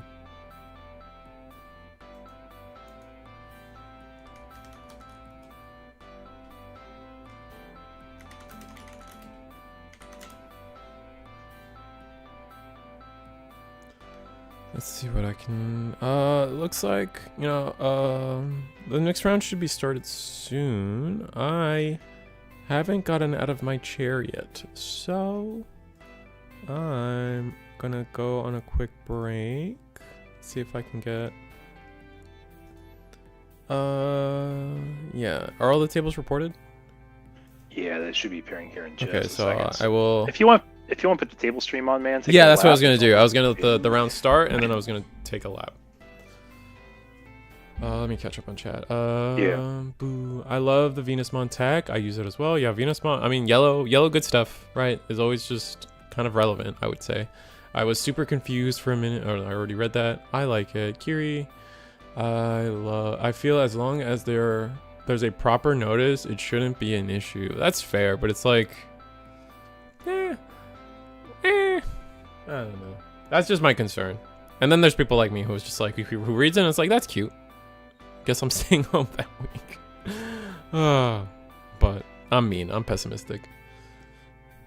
But no. I know, like, I remember it was funny. I say this, but like I think a couple weeks ago, me and my local scene, it was a lighter week due to, I think Valentine's Day was on Friday, right? Yeah. So it was a lighter day. And so literally the like 8 of us or 6 of us all looked at each other. It's like, we just want to do a jank night. Who's got jank decks? And everyone was like, we were sitting there voting on like what counted as jank or not. So we were just like, all right, no one's playing Purple Hybrid, no Fenrir Lugamon. And we ended up having like, that's like my first attempt at playing rocks in tournament. It was fun. We should encourage newbies to get into the game. Well, see, that the thing is, I don't think a popper format encourages newbies to play the game. Right? Because if someone's new, right? From a price barrier, I feel like you're right. Right? But like, if you're new and you don't know a lot, right? To be told like, oh, I can't pick up a starter deck and play. Oh, all these cards that I looked up online and bought, I can't play today because it's uncommon and common. Like, they're not gonna. I feel like a new player wouldn't even consider the idea of knowing that today is a popper day, right? I think the one thing that's really going for it, though, is the fact that it's like, it lowers the complexity of the game a lot. Because a lot of the complex cards that have these Yu-Gi-Oh! Paragraph texts are on, like, SRs, they're on promos, they're on cards that are typically like the focal building points of the tier 1 decks, but you don't have that in the Pauper format. So I think you at least have a little bit more way of flexing that for newer players. Say, hey, we're going to tone it down a bit, lower the power level, give you a chance to deck build with some creative options, but also like it's not hard to get these cards ideally. Yeah, sure, for sure. I just think that the disconnect would come down to a new player even knowing of the existence of Pauper, right? I guess it depends on our definition of new. It's like it's kind of gets, I don't know. It's hard to say. I hope it does well. I'm rooting for it. So table 1 we have Virus Imperial against Tau Loop. In table 2 we have Royal Knights versus Magnamon. So those are the last 3 undefeateds we have: the Magnamon, Tau Loop, and Virus Imperial. So this is round 4. Let me get the tables adjusted.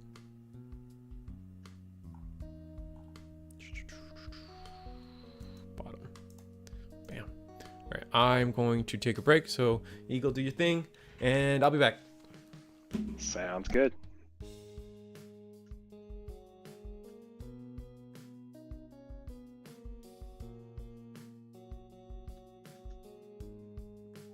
Yep, so chat, we are starting off our next round here. Like I said, we are guaranteed this round. It could be the final round depending on how table 2 goes. If Royal Knights ends up beating the last undefeated, it's going to end the tournament here. But if Royal Knights loses, then we will have one more round to go. So 4 or 5 round tournament, just depending on the results here. We're going to see Tau Loop against Virus Imperial. I feel like this is a really bad Virus Imperial matchup. Like, especially if Tau Loop's able to get DP blankets, you disable the Shadra plays, you disable the Wormmon plays, and that's such a focal like building point of this deck, right?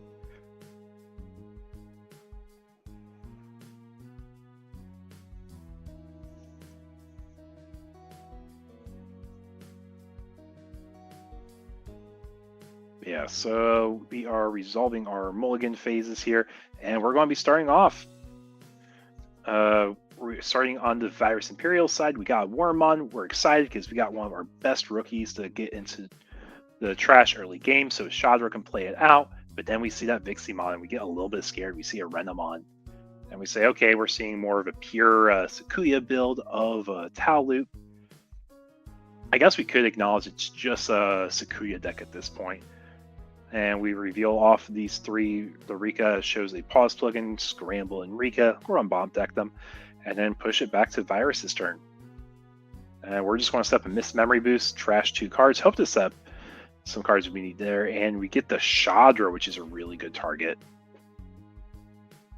And it is the Vmon rookie that lets you pitch a traded card to draw 2. I believe it's just any free trait Digimon. And we're going to go with a yellow Memboost.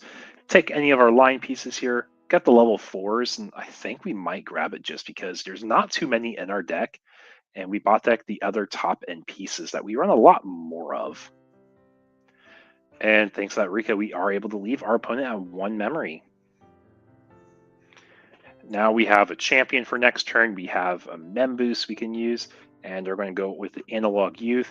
Dino B to hand, Dino B in trash, Analog Youth in trash. We're just kind of setting up a little bit more, but just passing it back to our opponent at 1. We're just playing this memory tug of war back and forth.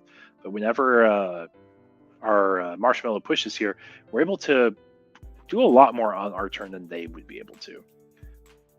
And we're going to commit the memory to a Renamon. We're going to search. We're missing pieces still, and we grab another champion. That is definitely one of the weird parts when you're playing such few cards. I think Risu would often say if you show like 2 copies of one of your cards, you typically grab it just to guarantee you have it for your next turn. Because you know the odds of you seeing it again, it's not super likely. But Virus Imperial is going to push the Wormmon up, go into Shadra. Shadra effect, we can play out the Vmon effect. We're going to be pitching one of our cards to draw 2 here. And I'm back. Welcome back. Yeah, we've seen a lot of setup for both players. Nothing explosive yet, but we might see something popping off for Virus here. Yeah. Sometimes it takes Virus a few turns, but the trash doesn't seem too set up, but I guess it depends on what they could potentially have in hand. Yeah, we know they have a Dino Bee in hand, so we're probably going to see a DNA coming up next. To the very powerful Digimon from BT16 is like the mainstay card. Yep, exactly. But yeah, we're going to see that DNA. And like you said, trash isn't too well set up yet, so we don't get a whole lot of we value do have here. a Dino Bee at least. That's good. Yep, came off that first analog youth.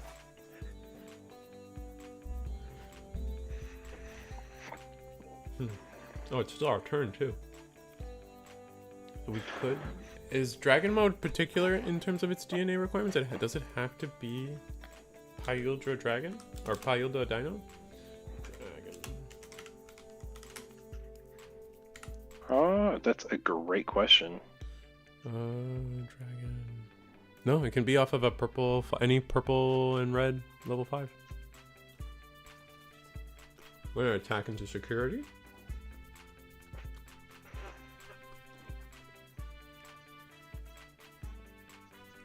Opting not to attack into security now then. I feel like this is one of the decks where it's actually okay to do that because they have a very awkward DP threshold. Mm-hmm.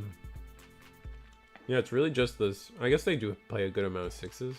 I don't know. A lot of their cards are options though. Yeah, 7k, nice, safe. Yep, and we're going to put our 2 stacks together. We're going to DNA into Virus Imperial. Ooh, ace. Oh, was that the ace? Yeah. Gosh, I know this was a rare that we can use in the pre-release, but it was so bad, did not touch it.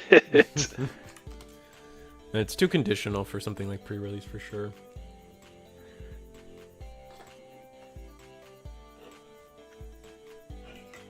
We do go into the fighter mode, but now the floodgate effect is in effect now, right? Virus Imperial says cannot play Digimon by effect or Tamer. That's true. That's actually really good. We're able to have this tug war back and forth for both sides. This might be a quick wrap. Talup not getting able to pop off on their turn. Yeah, honestly, whoever can get their floodgate off first might just be the winner of this matchup.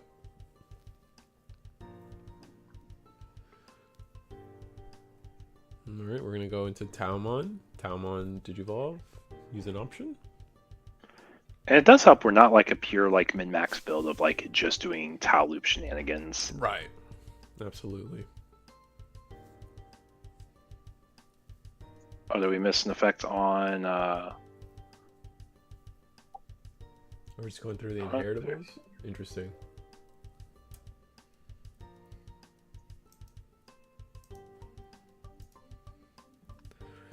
I don't think I really had heard of it up until tonight. Oh, that was... Referring to Popper. Ah.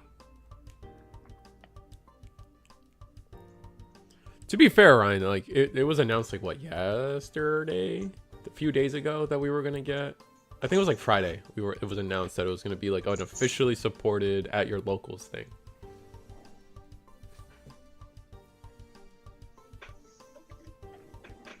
It was a very, very relatively new conversation we're having.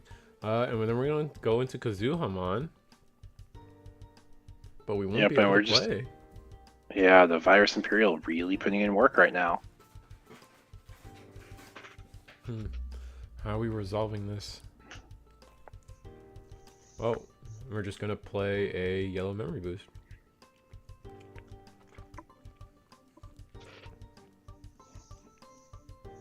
Alright, fair enough. That's going to grab us. I believe it was Ruin Mode. I didn't quite see. It was a high cost DP. Well, potentially Sakuya X, now that I think about it. Yeah, still keeping turn though. Mm-hmm.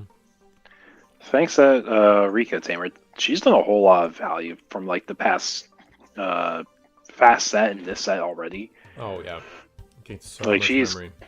She pays for herself really quickly.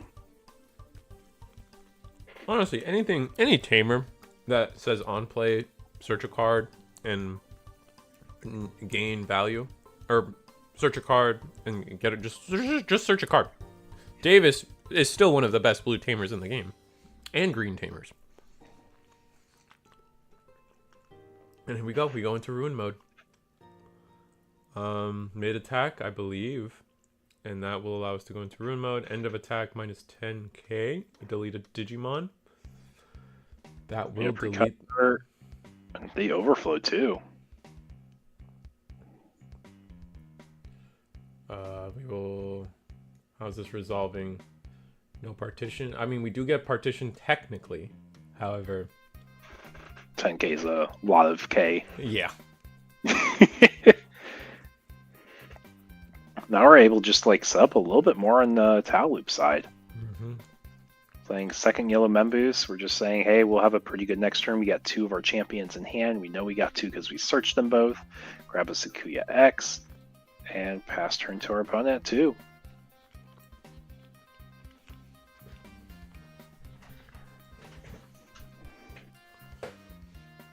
Did we? This looked like a game. Yeah, we did. Okay. This looked like a game that was really favoring Virus Imperial once we denied their playing effects, but just getting a 10k blanket is just enough to kind of cheese out the game, right?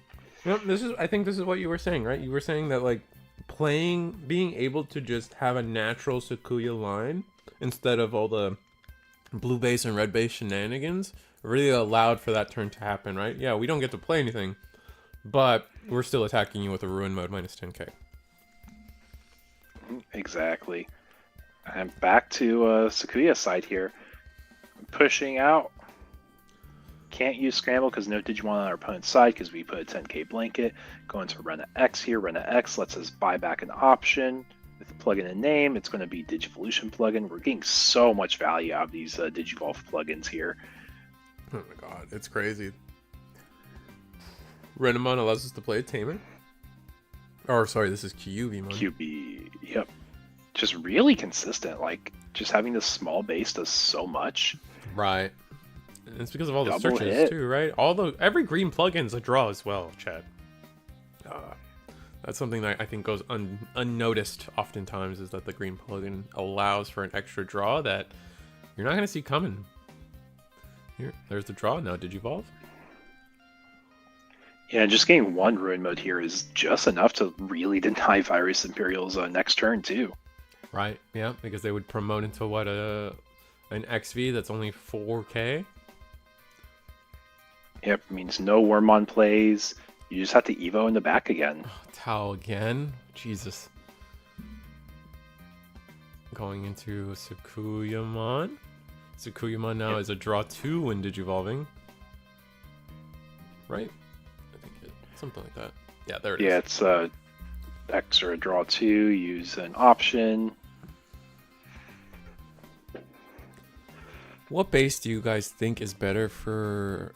What do you think? Yellow or red? I like... Blue seemed really explosive, but in a world where red, purple, and Imperial exists, you know, this yellow base might take the lead. Yeah, but, yellow base is really impressing me right now.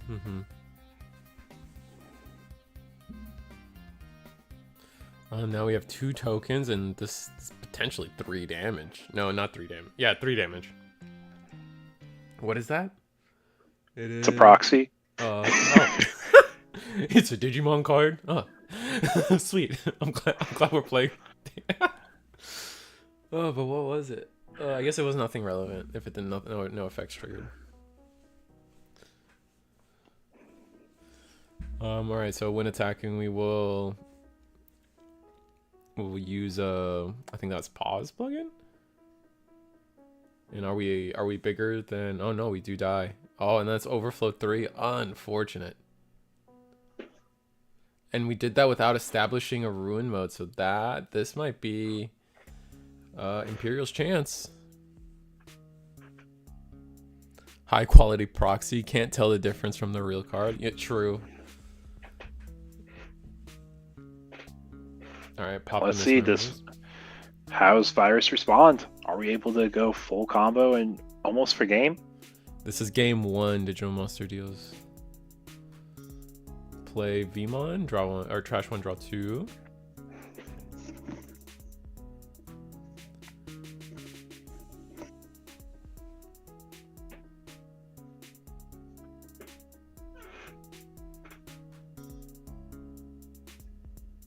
All right. Maybe we're missing. Seems like we're missing. Yeah, I was going to say from that reaction, I think we're missing a piece. No way this man brought out his Kingdom Hearts mug to miss a piece, bro. Come on. The whole point of that game was to find all the pieces. Let's be, man. Can you guys see the mug? Yeah, you can. Oh my gosh, scramble. We get to play a Digimon, then it goes to hand. And now we get buyback an option.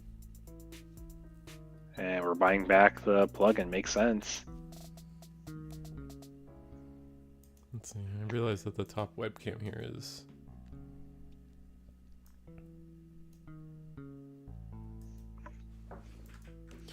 Top webcam here is a little backwards for people. I will fix. Then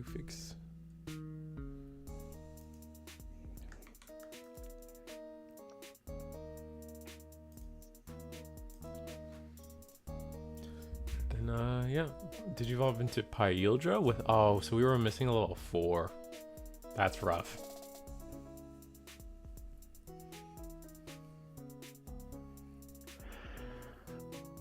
Opting to play the Renamon. Oh, we're gonna hard play the Tau? Yeah, I mean we don't have another level 4. We've used them both, and we didn't use the scramble to buy it back. Right.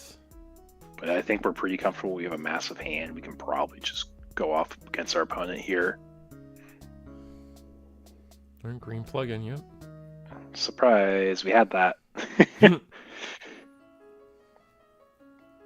Alright, Kazuha.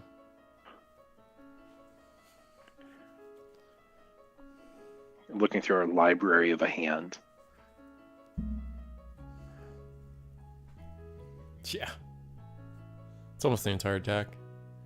Red Magnamon? No, this is red purple Imperial. Unless that was a joke, then I'm a dweeb. Is the Pyildra unaffected? Maybe that's the joke.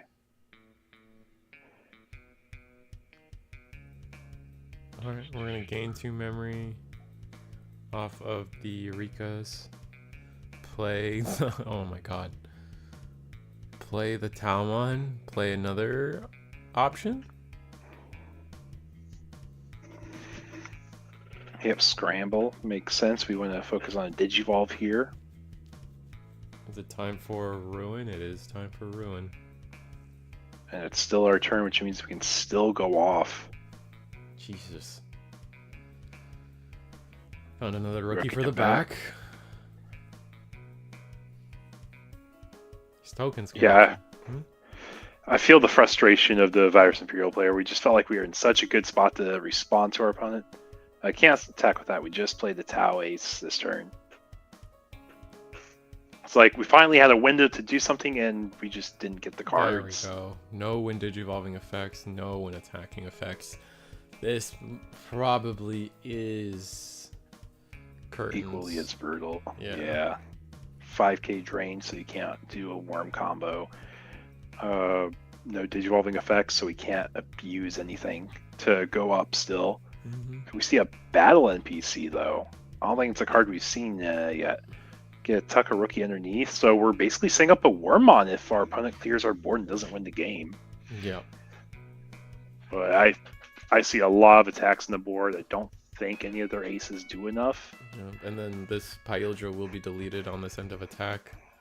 Oh, we have an ace. Blast ace. But we don't get when digivolving effects.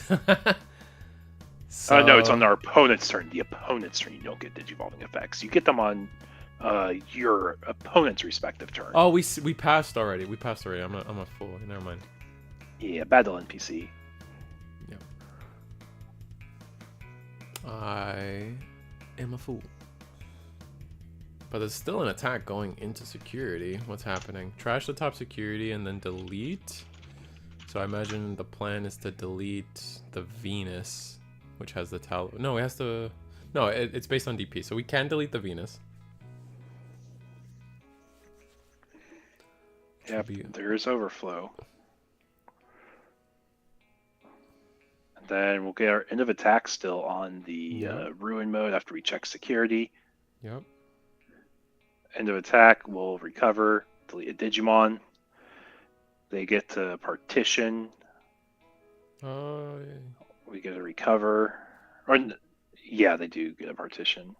No, they do not. I'm not. Maybe it wasn't Dino B. But we also have 2 tokens for game. Ah. Yep. So that is game 1 of Sakuya versus Virus Imperial. Christ, that was crazy. Try and make a red Magnamon base deck. Digital Monster, I'm trying to think how in the world you can make that work. Like, I don't think you have dual color level 5s that do super well. I mean, there's purple yellow ones, right? And I think there's one purple blue one. So you can always use Flame Dramon, right? Because you can Awakening. You can use the Sylphimon line, I guess. Because you have armor and the Sylphie base line. Right? That you can too. Use like the cat armor stuff. Mm-hmm.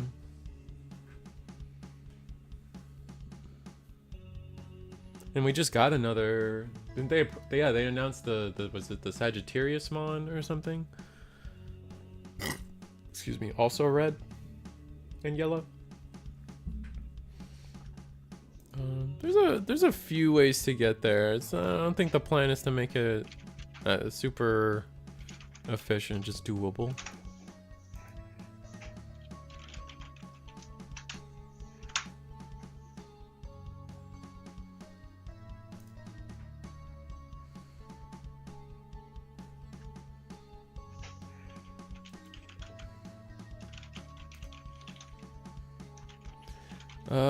Yeah, that guy. So with that, that and standard Magnamons that go over Vmons for level 3, it might work. It's just a good idea. Yeah, I know. I feel you. It's definitely a spicy build. Mm-hmm. You have to assess if your payoffs are worth more than the awkwardness of how you build the deck.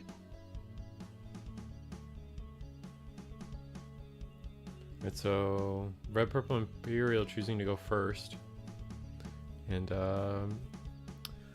Sakuya Talup choosing to, or just Rika Rookie Rika.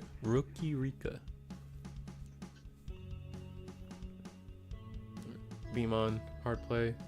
Oof, that's a rough search. Double analog youth. Dang, trash one to the bottom. That doesn't get anything set up for us. That's unfortunate. And we play. Let's try it again. Yeah. Let's try it again. There we go. Pyildra to the bottom, ace to hand, and battle NPC to the bottom. It's a little better. Can you trash the tamer? I guess I need to double check that. That Wormmon's worded. It's one of those weird worded ones. Just want to say, even if you could, I don't think you would. Reveal top 3 cards. Add 1 purple red card with free instant trade, or 1 card with Imperial Dramon among them to your hand, and trash 1 card among them. Okay. Sometimes it'll say trash 1 card, one such card, implying that their first condition matters. But no, this is just trash 1 card among them.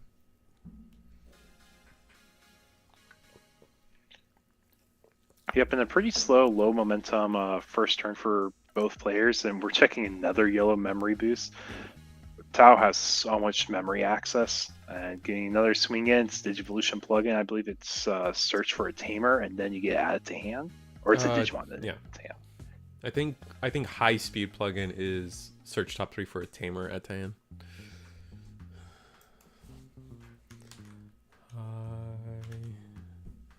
Oh no, high speed plugin is just a draw. So is it red for a tamer? Got a Dino B here. Got our trash up a little bit better. We got the Wormmon in the back. If our opponent can go into a ruin mode, though, it might be a end of the game. Into Sting. Sting will delete the Renomon, which is huge. So we know we have the Tau Ace. Do we know if we have a Digivolution plugin yet? I can't remember if we had one revealed yet. Not with the Rika. I don't think we searched one with the Rika, and we've done nothing but yellow memory boost. All right, Uko in the back.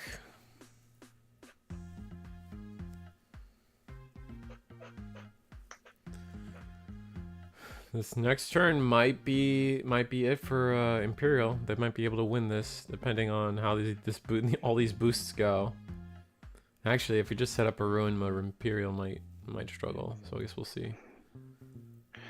Yeah, that's what I'm saying. Like, that's why I was asking if we had it. So we're gonna play Tau Ace for 5. Gonna use Digivolution plugin, draw a card. Digivolve for 3 less. Going into Sakuya, we're going to draw, get a double cycle here, and we actually, at keep turn, we're guaranteed to go into Ruin if we have one in hand. Pause plugin, minus 5k on a body. I don't think it matters if we're going to, or minus 5 or 6 on a body, but I don't think it'll matter if we have a Ruin mode, because that's what we really want to end our turn with here. Have a chance to go into Sakuya X if we want, but it's probably just the safe play to go Ruin, lock our opponent out, and then just maintain that for the rest of the game, and it should just lead into an eventual win.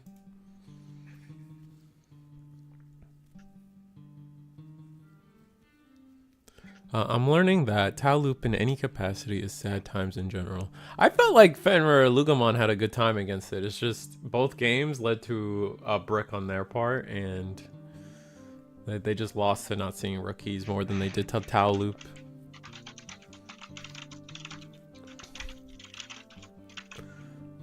Yeah, we went into the ruin mode.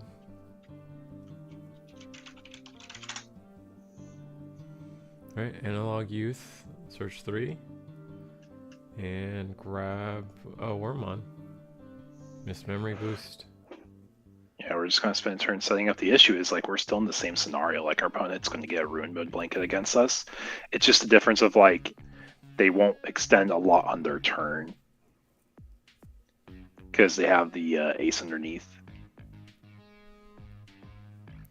Yeah, hating on Ruin is valid, but I'm not going to be sad seeing partition bodies get screwed over. LMFAO. Yeah, no, that's fair. It's such a clean counter to partition. It's crazy.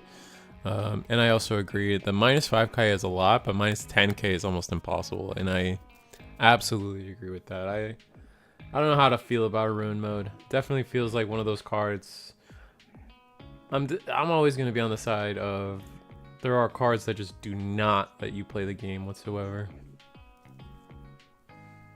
And it's rough.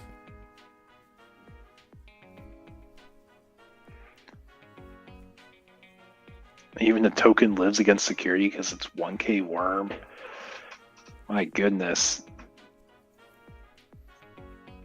But for folks joining us, we are in the middle of round 4, potentially the last round for tonight. Table 2 has an undefeated against a down pair. Table 1 is the last 2 undefeated. And we watched Tau Loop take game 1 against Virus Imperial. And end of turn, we're going to buy back the Digivolution plugin with the Viximon. Yeah. I mean, I guess we're just set up where we can go for game this next turn. We got 4 attacks. Our opponent is under Ruin mode 1 more time, which is just impossible for them to play the game now.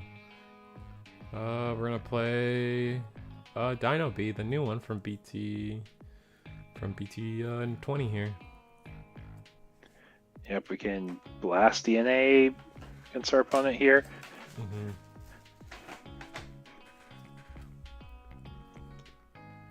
Gonna search 6 cards though. And that's a QB, right? Yeah, so we can go up our whole line here. Ooh, even Venom on X? Oh, we're gonna grab Sakuya instead, okay. Just guaranteeing we have a line. Right, Digivolve for 2. Play Eureka. Search another top 3. Sakuya We're a X, little there's consistent Tau. with the deck. We're a little consistent. It's got a lot of search potential for sure. Gonna grab the Tau. Yep, as long as we have Digivolution plugin, which we did buy back with, we can go into Sakuya and not really extend past our turn too much. Oof. Especially with the Rikas on our side. Yep. And Digivolve into Tau. Draw when Digivolving. Use an option. By the way, if no one noticed, the rares from 2.5 were terrible.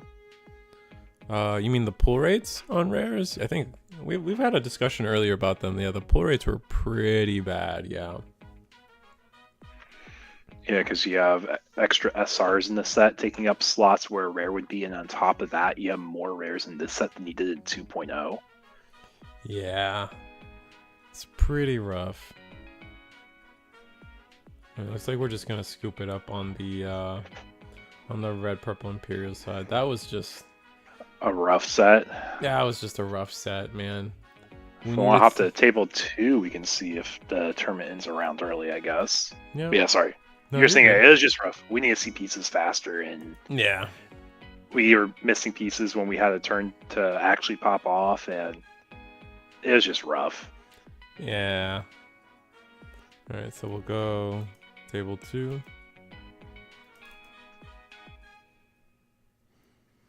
All right, let me ask what game they're on real quick. Go ahead.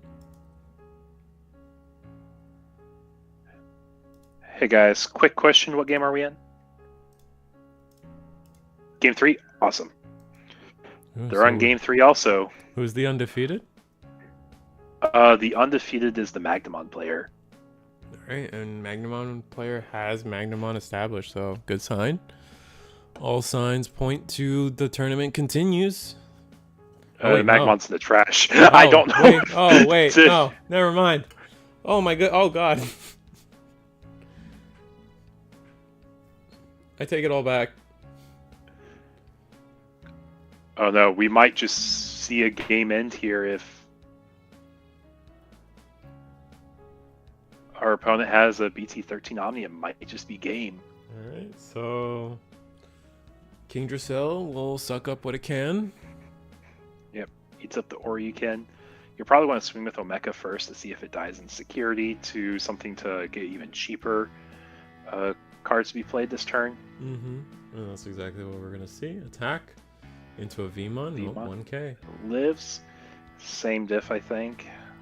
Just Last Guardian, pass turn. Oh, gain 3 memory. Yeah, because we got the Drazel reduction or memory gain, I guess.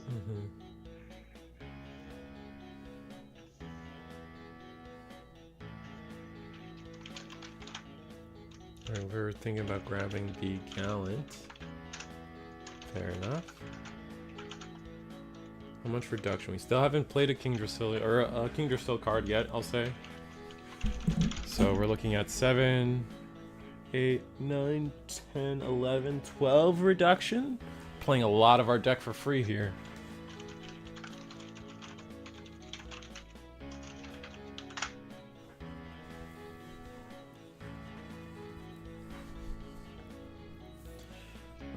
Oh, we're just gonna play a Magnamon into a Cool Boy, okay. That's fair. Like, if we don't have the Omni or a better play, let's just wall up a little bit more. And our opponent goes into Wonkun. With Wonkun, it does enable a very aggressive line here. Can't be deleted in battle, so pretty safe first swing. Gonna block, and then that'll be our draw. Just keeping our security healthy for sure. Digivolve 4/4. This is a lot of memory to give Royal Knights. They could just go wider than Magnamon here. Yeah. We also have the Omekavon still that can just get another swing because our little champion here is living checks with jamming, right? Oh, but instead we're going to play Genku. Oof. Alright, Cool Boy. Yeah, we might just be setting up an answer to Magnamon. Are we... Yeah, but are we trying to... Is our issue trying to find Omni? Because I feel like at any point we play Omni and we just have enough attacks. But let's we're cool definitely boy. missing it. We're definitely missing it. Oh yeah, the minus 20k. Jesus. Minus 15. Oh, minus 15, sorry. The minus 20k is the Singularity of Chaos. The fact that that's on a card is crazy. We're going to play the Vmon off of Scramble. What did we put back with Scramble? I didn't see. It looks like that's what we're doing. Magnamon. Putting back Magnamon. Okay. Slightly wrong order, but either way. Here we go. Play the Vmon. Yeah, we're getting there. We're getting there. Dead Man Standing. Yeah, that's crazy. That Orikin puts in so much work against Magnamon here. That will bounce the Oryuken mode to... Oh, we're gonna do the... Interesting. We might have a way to answer it still. No. I guess we just didn't want the chip anymore from... Because we know our opponent's board's gonna go away. I guess that's fair. That is an assessment. We want to guarantee that we have like the double block. Nothing's really changed about Omni, right? It's still -6. Well, yeah, if we just Genku or playing Orikin again, we put our opponent back in the same spot. We just want to be careful. If we put another Orikin in the stack and go into BT13 Omni, we are forced to overflow. There we go. We got the BT13 Omni. This is just gonna be too many attacks, right? There's Oryuken mode on play, -15k. Genku doesn't matter. I believe that's Jesmon is the proxy we were told before. Yep. Magnamon hits the board. We played for 1 already. And then Cool Boy. Double. Wait.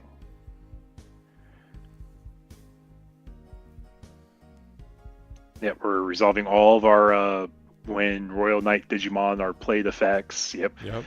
Declaring that, declaring the search. Ooh. Oh, there's Omni X. You grab Omni X. Unless we already have it. Oh, we can grab 2, never mind. Sick. Yeah, it's fine. Rest of the trash. Lord Knight gets to play a champion. Looks like we're playing an Omeka of choice. Yeah. Or a Magna. Yeah, Magnamon's good too. Makes more sense. It's a blocker. Get our token from the Jesmon. Get our 2 draws for the Cool Boys and 2 memories. Jesus Christ, that's only... We can Digivolve on our turn. Did you know that? Because we don't have Drazel anymore. That's... Oh my god, man. This is how many attacks? This is... Oh my god, this is 9 attacks? 10 attacks! 10 with the Omni. Yeah. That we know we have. I think we've... Is there an ace? Are we scared of an ace of any sort? Nah. What was it gonna be? Was it gonna be Gabubon? 2 bodies will be gone? I guess if you bounce the Oryuken. Yeah, I think that's just the safest thing. Leave our opponent at 1, get rid of their body. Like, they have to hammer Spark with a Scramble. Oh, yeah. Get a bounce that Oryuken. Overflow 5. Go into another Magnamon.